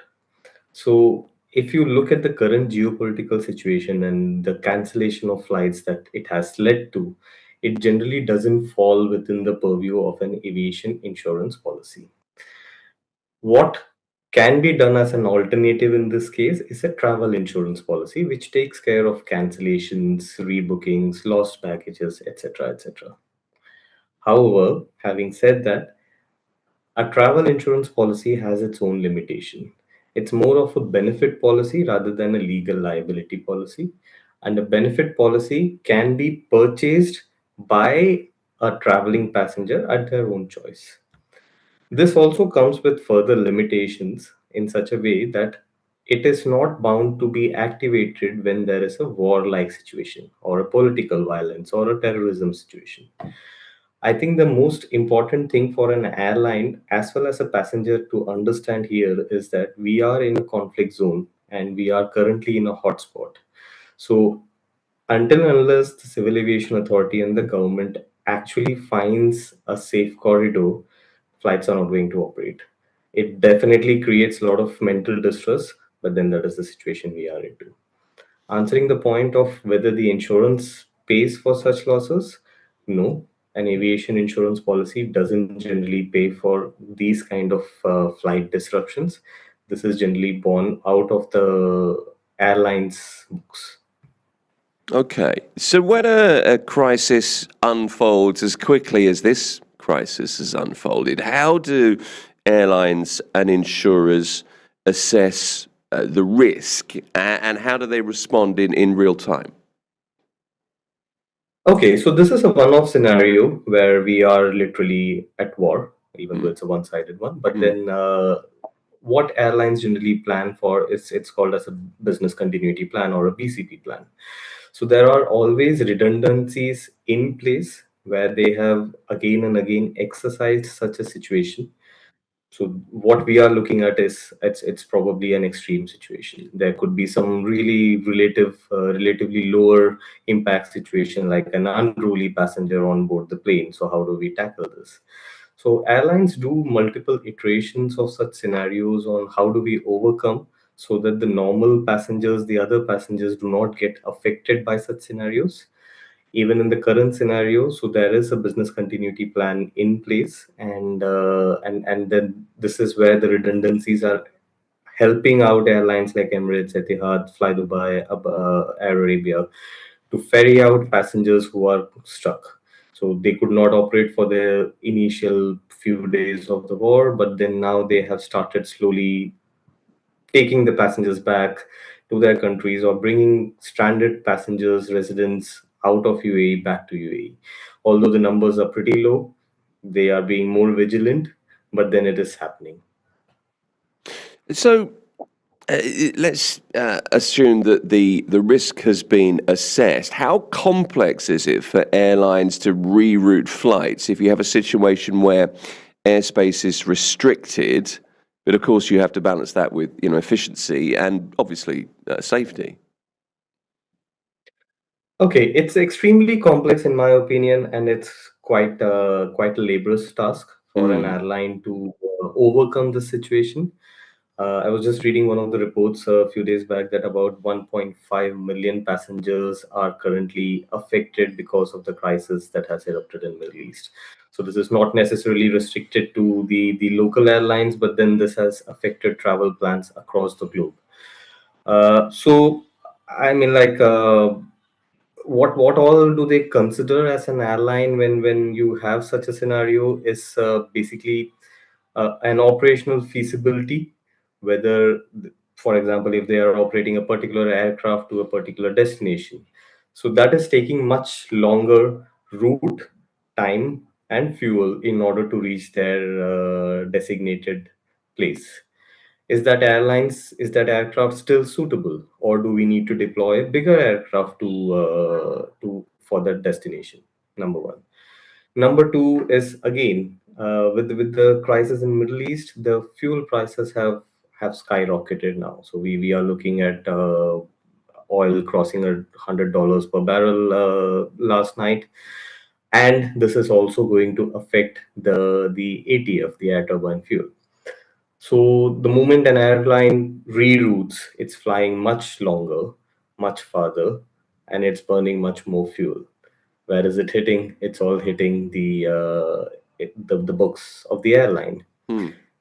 Again, rerouting comes with its own set of constraints. So, I mean, like, are you rerouting from the current hotspot and then you end up into another hotspot? That should not be a crisis. So, you should make sure that you are flying between two hotspots or you are flying totally away from any of these hotspots. Next constraint would be a geographical constraint, like how hot is that location or how cold is that location. So these are some additional parameters which would probably affect the engineering aspects of an airline engine and the MROs. So yes, it is very complex. It's not just restricted to rerouting and an airspace restructuring. There are many more aspects to it at the background. It's an incredibly intricate web that needs to be reweaved, I suppose. We have seen Gulf carriers recover quickly from disruptions in the past. I mean, the pandemic is the most recent real example, of course. So, clearly there is some resilience within the system that can be drawn upon, some experience as well. Absolutely. So, what I feel is that the industry has learned from the past crisis. So, airlines are in a much better position today to respond in a faster, efficient, and more people-friendly way. And I feel that they are going to recover stronger than ever. Coming to UAE as such, I think we have a very strong leadership and a governance which works in tandem with all other local governments. So things are going to move faster, and I think it's just a matter of time that once this war stops, I think people will move back to normal in a much faster pace than any other place in the world. So I mean, having said that, I think UAE probably has the best infrastructure in today's time to get back to normal. Prasanth, if disruptions last just a few weeks, and let's hope that that is the case, what does a realistic recovery timeline look like, do you think? Well, the realistic recovery time would be much more than what the disruption time would have been. Although the airlines would start their normal operations, start ferrying as many passengers as they used to fly before the war started. However, there is going to be a deeper hit into most of the balance books. So this is something similar at what we saw during the pandemic. So it took about a year and a half to 2 years for things to return back to normal or to a pre-pandemic level. I don't anticipate that long duration now because we are much more well prepared. I think it's just a matter of time. However, this all depends on how long or how enduring is this current war. Are we finishing anytime soon? Are we going to procrastinate it for a month or so? So this is all going to definitely play a role into how faster we get back into a normal scenario.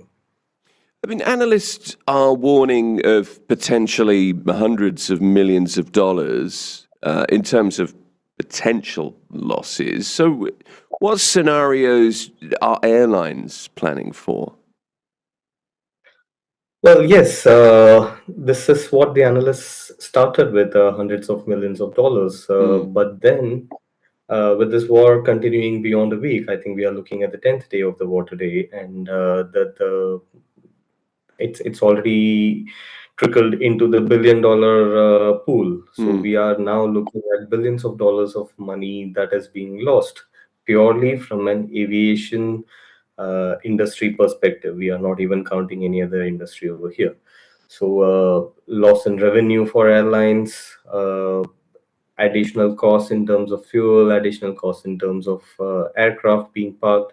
So that's what they say. If an aircraft doesn't fly, it's burning money. So in the current scenario, yes, the aircrafts are not flying. In my opinion, we we are looking at least $100,000 to $200,000 per day for a low cost airline per aircraft. This is the bare minimum if it's not flying. This, of course, includes many parameters like lease costs, insurance costs, maintenance costs, parking charges, fuel charges, etc., etc. But then this is a very rough estimate. However, I still feel that most of the airlines are built for disruption.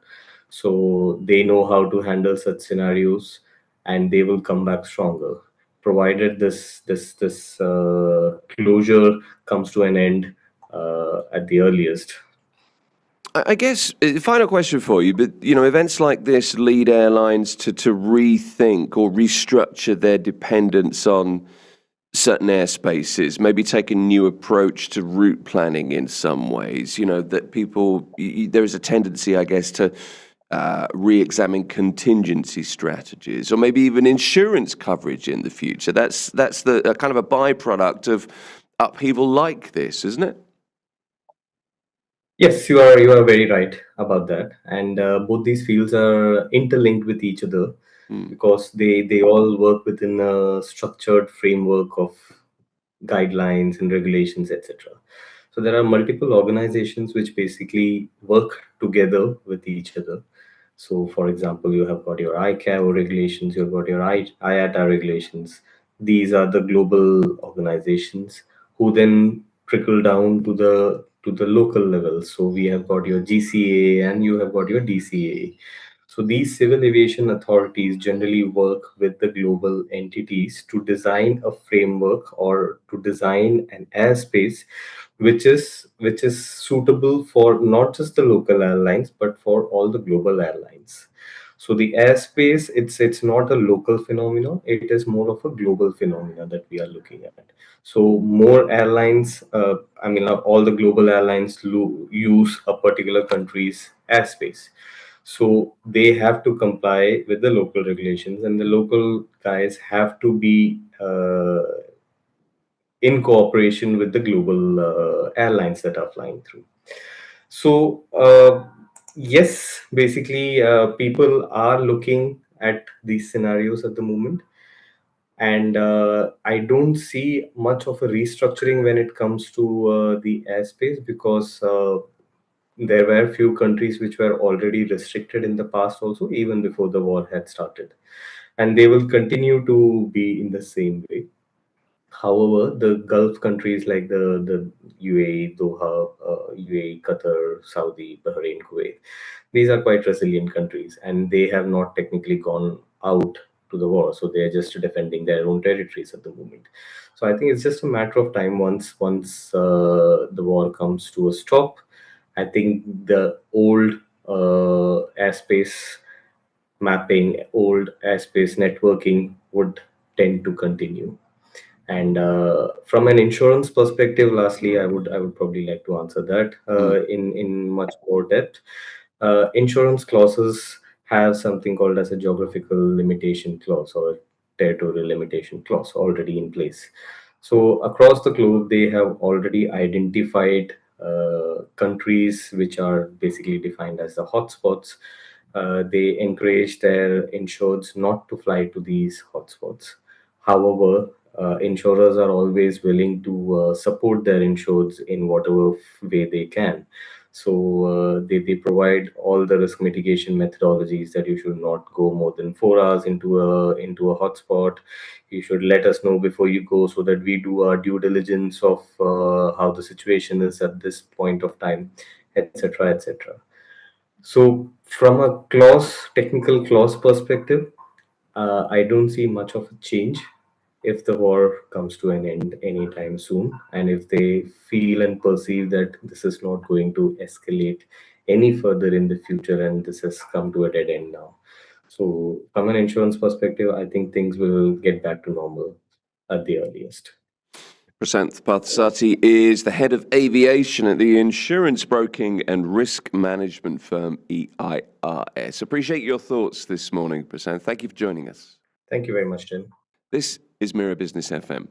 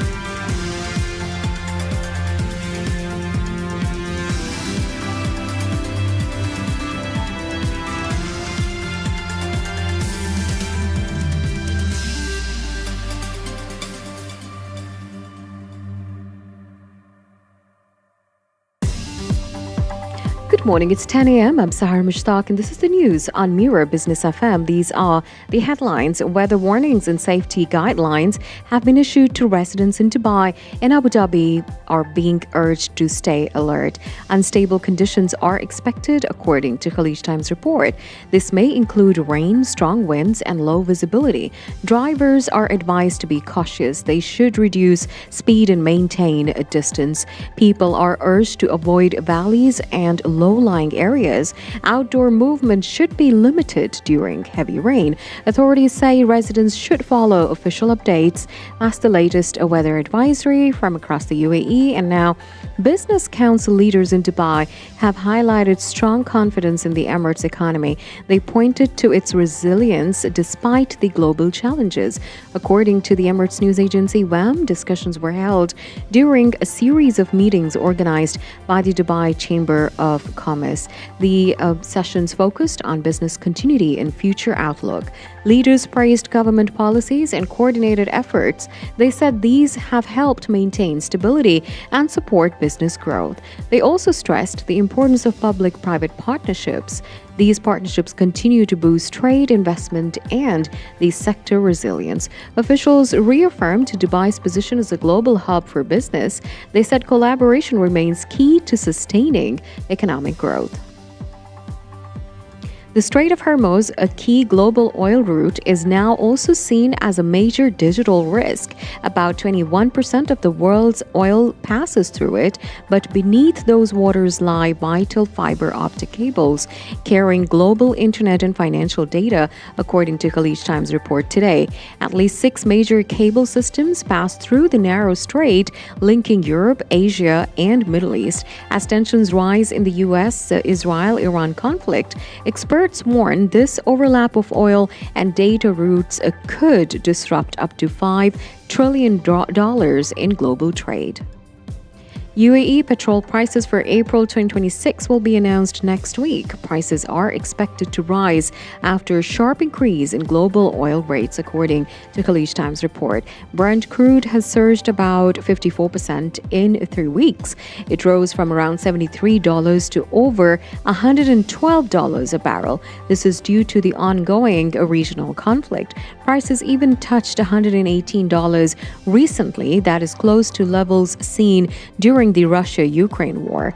In March, the UAE increased fuel prices in line with global trends. Super 98 rose to 2.59 dirhams a liter. Special 95 rose to 2.48 dirhams. E plus 91 went up to 2.40 dirhams. That's the news for now. Follow more news on our website, mirabusiness.fm.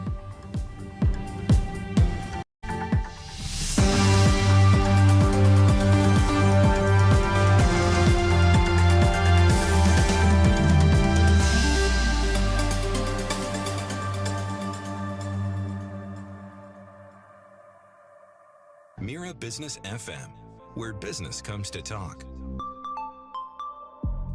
It's the morning drive. Banks are now raising their oil forecasts for 2026 as supply disruptions deepen. The market's grappling with what could be one of the biggest energy shocks in decades. Here with what it might mean for global markets, for Gulf producers and energy security is Matt Stanley. Matt is the head of market engagement for the EMEA and APAC at data and analytics provider Kepler. Matt, it's good to have you on the program.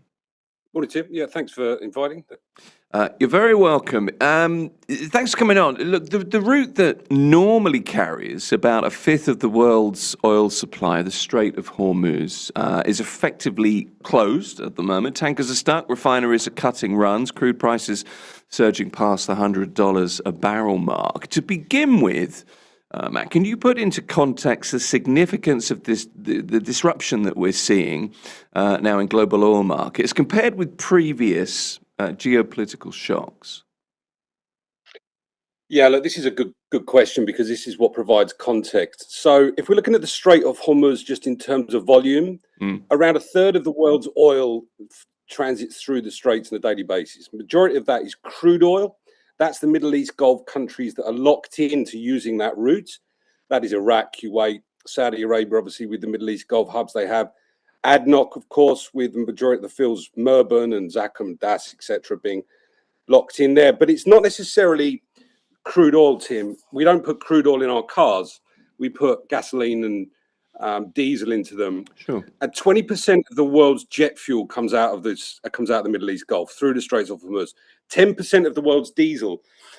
When you put that into context and what that means for previous disruptive events, obviously the biggest one that we can apply recently, and I feel like there have been far too many of them, to be honest, is obviously the Russian invasion of Ukraine. Europe used to get close to 50% of its diesel from Russia. When that was blacklisted, essentially, or sanctioned, the market had to find alternative supply. Middle East Gulf picked up a lot of market share. US Gulf Coast picked up a lot of market share.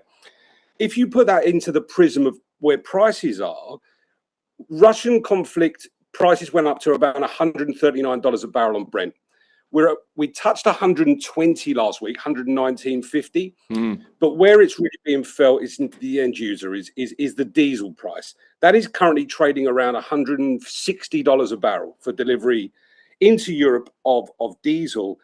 If crude oil prices had gone up linear, or increased linear with where diesel oil prices are, we would be at a record high on Brent. And I think that a lot of people are not factoring that in. It is a highly market disruptive event. But what's happening now, to be honest, the market is pricing in supply disruption, not supply destruction. And this is a very important point of the market, how the market is reacting to the current conflict within the region. It's an important distinction to make, I think, Matt. I mean, I was going to ask you for your feeling on how quickly the market starts to feel the impact when an artery, the Strait of Hormuz is the example at the moment, when that artery is blocked. And this is another good point. What has happened is the reason that things have been tapered somewhat, and from a market reaction point of view, and listen, I'm an old man. I've been in the oil market 25 years. I'm still waiting for my carriage clock to come this year at some point. But it's important to put things into context where they've been previously and what mitigants have been put in place already. So we look last week.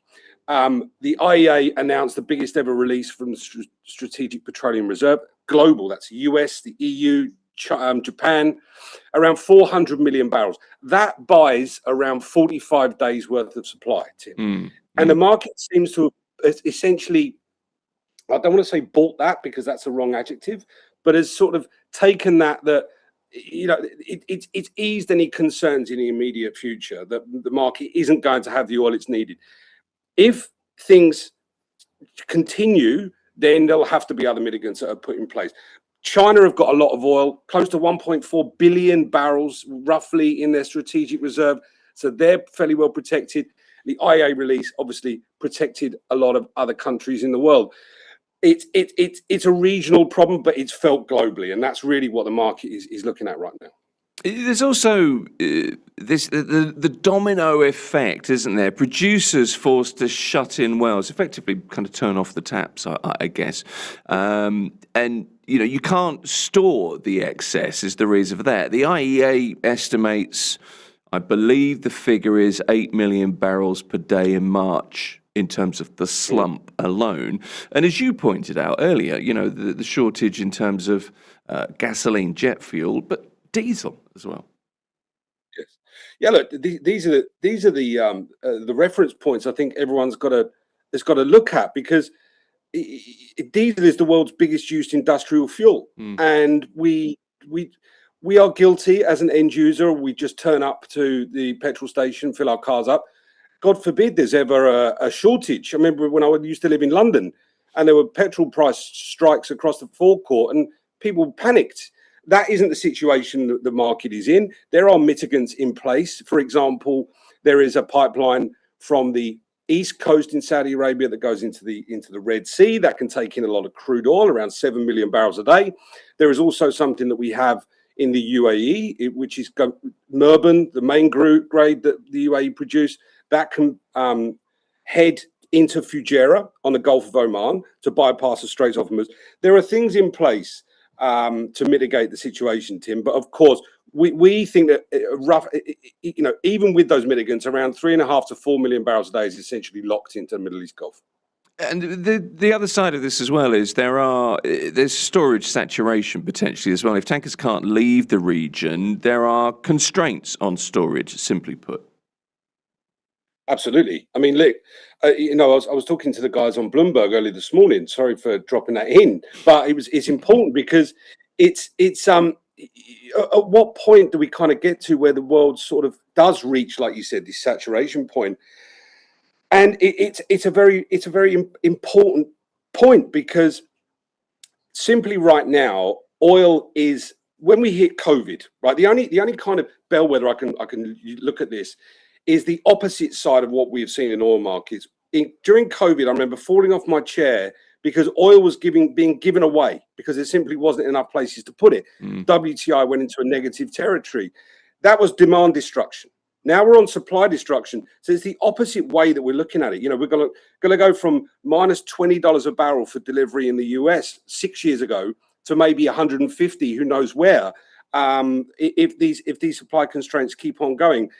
You're right. Eventually, supply has to be locked in. That is another issue in itself, because it's a lot more difficult to, not fill up a forecourt full of diesel or gasoline, as opposed to locking in a well that's been producing oil for 20, 30 years. So it's a unique situation we find ourselves in. It's remarkable how COVID's become that kind of reference point as well. So alternative routes exist to move crude oil out of the Gulf. How much volume can realistically bypass the Straits of Hormuz? Right. Okay, that's a good question, because what it says on the tin compared to what you can actually put in the tin is a different issue.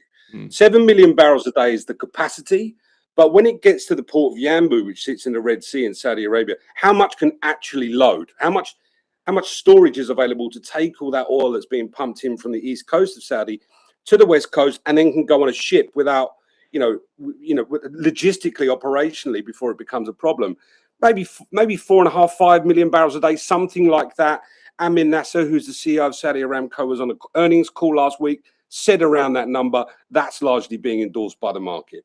If we're looking at Murban, that goes into Fujairah from the Murban fields in offshore Abu Dhabi, around 1.8 million barrels a day, something like that. So if you want to take a 7 million barrel a day number, then feel free. In terms of banks raising oil forecasts that I mentioned earlier, we went from a predicted oil glut in January to talk of, I don't know, name a figure, $150 a barrel, whatever it will turn out to be at the moment. It's a hell of a market reaction in a very short space of time, isn't it? Look, the job of a forecaster is to forecast often. That's when you get into the least amount of trouble. But you're right. Look, that was the narrative Q4. I remember being in Singapore for a big oil week there called APEC. And that was what was dominating the narrative was, the oil glut, and we're going to head down to $40 a barrel and wherever the sort of doom mongers were, that narrative quickly shifts. And that is how fragile oil markets are. That is what OPEC are there to do, essentially. And the UAE, the GCC core, making up the vast majority of that stable supply. That's how quick that things can change. So it's not a sort of finger in the air kind of job. The glut is still there, right? But it's just oil that people can't buy. It's sanctioned oil. That was one of the main mitigants last week. Obviously, we saw the waiver from the US government for India to buy sanctioned Russian oil. That's a temporary reprieve. Another one. Will we see the same in the EU for Russian energy? Look, I don't think there's enough time on the call today to talk about that, but that's certainly something that we think will be considered going forward. That's a slightly different issue. Look, some banks have already lifted their 2026 oil price outlook. Do you expect, kind of crystal ball moment here, do you expect prices to stay elevated even, when we see the conflict stabilize? I expect, look, there's two different ways to look at the market. You can look at it from the oil products point of view. So did I lose you there? Sorry. No, we're with you. We got you. Okay, sorry about that. Yeah, you can look at it through the prism of oil products, gasoline and diesel, and then crude. The market is incredibly fickle and prices in things incredibly quickly. Crude oil prices will be the first to react. And they could come down to the sort of $70 a barrel, around that, between 70 and 80. We held in a range for a large part of last year. If transit through the Straits of Hormuz comes back, it will be a 6 to 8 week lead time before things get back to normal, but it would way too early to talk about that. But for the end user, I think that refining margins will stay elevated, will stay high. And, that's the inflation story, what central banks do. We're hearing some central banks may consider some rate hikes going forward. The dynamic of markets has changed incredibly quickly over just the course of 2 weeks. It has. We'll see what central banks do, whether they do delay rate hikes, of course. Which regions are most vulnerable to supply disruptions? Matt, Asia, Europe, elsewhere? Yeah, look, Asia predominantly, right? Yes. That is, if you look at the IEA release of emergency of the SPR, they're going to start in Asia and Oceania. I think they're starting with around 100 million barrels. Then Europe at the end of March. So that there is a plan for how that oil will be rolled out. The issue that Europe has is that there has not been investment in the fossil fuel sector for a decade and more. So what's happened is a lot of the refineries, we read about them, have been closing down. So Europe largely now has become the sort of biggest, what we call the short in the world, the sort of place where people are selling finished grade goods because Europe simply can't manufacture them how they used to. The big winners of that will be the US, because they have a large refining system. Drill baby drill is still very much seems to be all people can talk about. I read an article in the FT at the weekend that a lot of the US producers are in for $100 billion windfall on the back of all this. I'm not sure we can use winners and losers yet, but Asia, and as a net importer of energy, they will be the first ones, to feel that, and then Europe close second.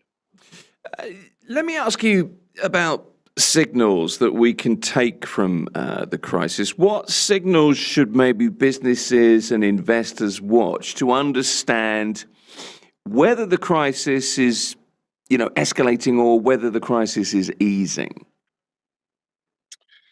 Wow. Okay, that's a question indeed. It's a tough one. I think, yeah, well, that's okay. If it was easy, everyone would do it, wouldn't it? It's the targeted. It's how the attacks are targeted. If it's around infrastructure, which has shown somewhat fragile to a certain point, but a lot has obviously been mitigated there. I think that it's the shift in, if you want to call agenda of how attacks are looked at. We saw a lot in Fujairah that at the weekend that quickly came back. The airport this morning quickly came back. The UAE is incredibly resilient to this, and they will continue to be. They've done an amazing job. It's the wider region, right? Bahrain has unfortunately been going through a tough couple of weeks, as we all have.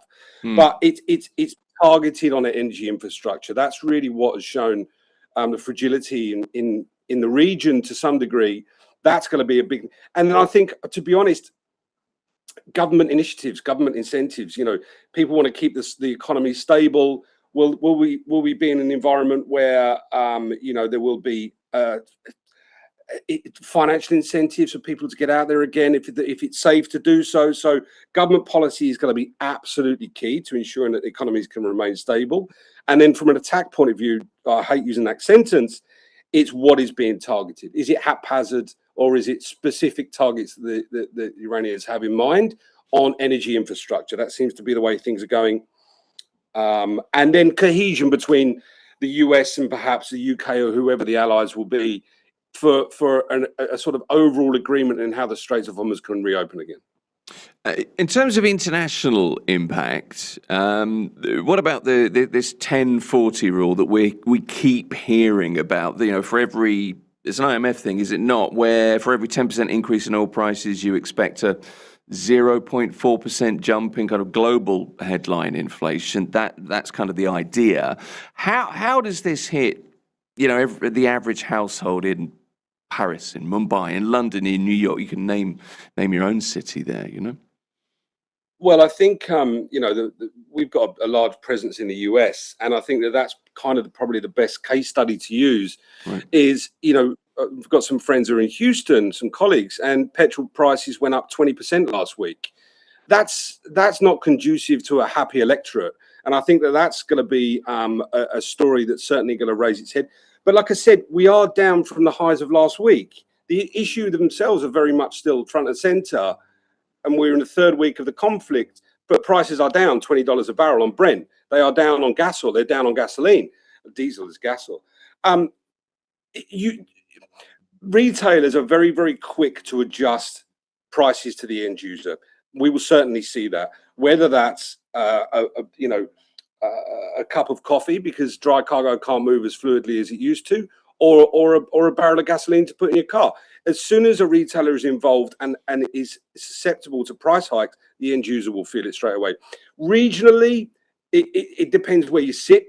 And if the governments subsidise fuel prices in the UAE, we see, and vast majority of the GCC core, we see governments, the ones who, value what end user products should be at the petrol station. But Europe, it's a free, deregulated market, so that will be an immediate sort of price hike, if not already.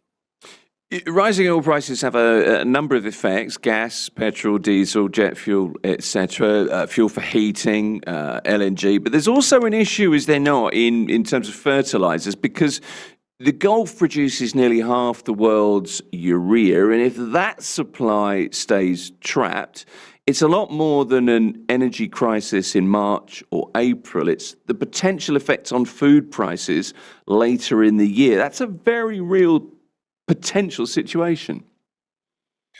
Yeah, and look, I said this to someone the other day. And when did you ever thought, Tim, that you would be there considering the price of urea 3 weeks ago when you are now? And it's also, I put something out on my commentary on Friday, was around the price of helium.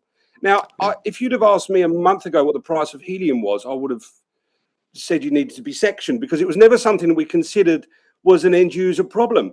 It's everything, Tim, everything that exists. I would say, however, that what the UAE have done which is incredibly important, which I don't think gets enough airtime, is Etihad Rail. Right, Etihad Rail is key. Yeah, that is the main mitigant for dry cargo, for containers, for sugar, wheat, things that we need. Eid is coming up. That's the biggest sort of seasonal spike that we see in wheat prices, with Eid al-Fitr is coming up at the end of the week. And Etihad Rail is able to absorb quite a lot of that. I don't know to what regard. I'm not an expert there, but I'd be really keen to hear from them. But you're right. We don't just manufacture crude oil and drive around in Rolls Royces that we produce from our refineries. It's the whole supply chain, everything around sulfur, pet coke, everything is around fossil fuels really within the region, and no one is immune to the price rises against those products. Yeah, we're seeing stories this morning of how Etihad Rail has stepped in terms of transporting cargo around the UAE. Of course, you're quite right to bring that up, and it's had a major impact. Final thoughts, Matt. I mean, I'm interested in your thoughts on the potential for a reinvigorated push, if you like, for interest in renewables as a consequence of the situation we're in. I mean, solar, wind. In terms of the confidence in pricing and supply that renewables offer? Look, this is where I'm a bit of a dinosaur when it comes to this, Tim, is that for me, the most important policy when it comes to any government is energy security. And it doesn't matter if that comes in the form of coal or gas or diesel. If the population of any country that a government is ensuring has energy security, it doesn't matter how you get it. The unfortunate situation renewables has itself in is that it is expensive, and the infrastructure simply isn't there yet. If you look at, say, instead of ships using fuel oil and using LNG because it's better for the environment, it's just the infrastructure just simply isn't there. The investment isn't there. The price per ton of LNG to go on a ship is a lot more expensive than fuel oil. And it's the same whether it's renewables from wind power or solar, or the UAE again have done a great job in terms of the solar park, etc. And then we've got the new power station outside Jebel Ali that runs off gas. So it's very much dependent on policy of the country, energy security around the country. But it's I don't think Greta Thunberg and the renewable argument will surface anytime soon. So many questions, so many scenarios, so many variables. Matt, I think Mira's too new a company to have great stock of carriage clocks. That's kind of a 25-year thing, but I'll see what I can do. Really appreciate you coming on. Matt Stanley, Head of Market Engagement for EMEA and APAC at data and analytics provider Kepler. Appreciate it. Thank you. Thanks, Tim. This is Mira Business FM. This morning, coming up in not that long, actually, a few minutes' time, we're going to be talking to Faisal Al-Muteri, who is, and I quote, the Chief Chili Officer at House of Habanero. The story of a business launching at, some would argue, exactly the wrong time, very recently, just as we see tensions escalate across the region. But Faisal's going to be here soon. Don't forget, you can stay updated with our news on X, former Twitter, our website, mirabusiness.fm, WhatsApp's Mira Business FM channel, and you can search us out, get your podcasts, wherever you get them from. Just look for Mira Business FM. Really as simple as that.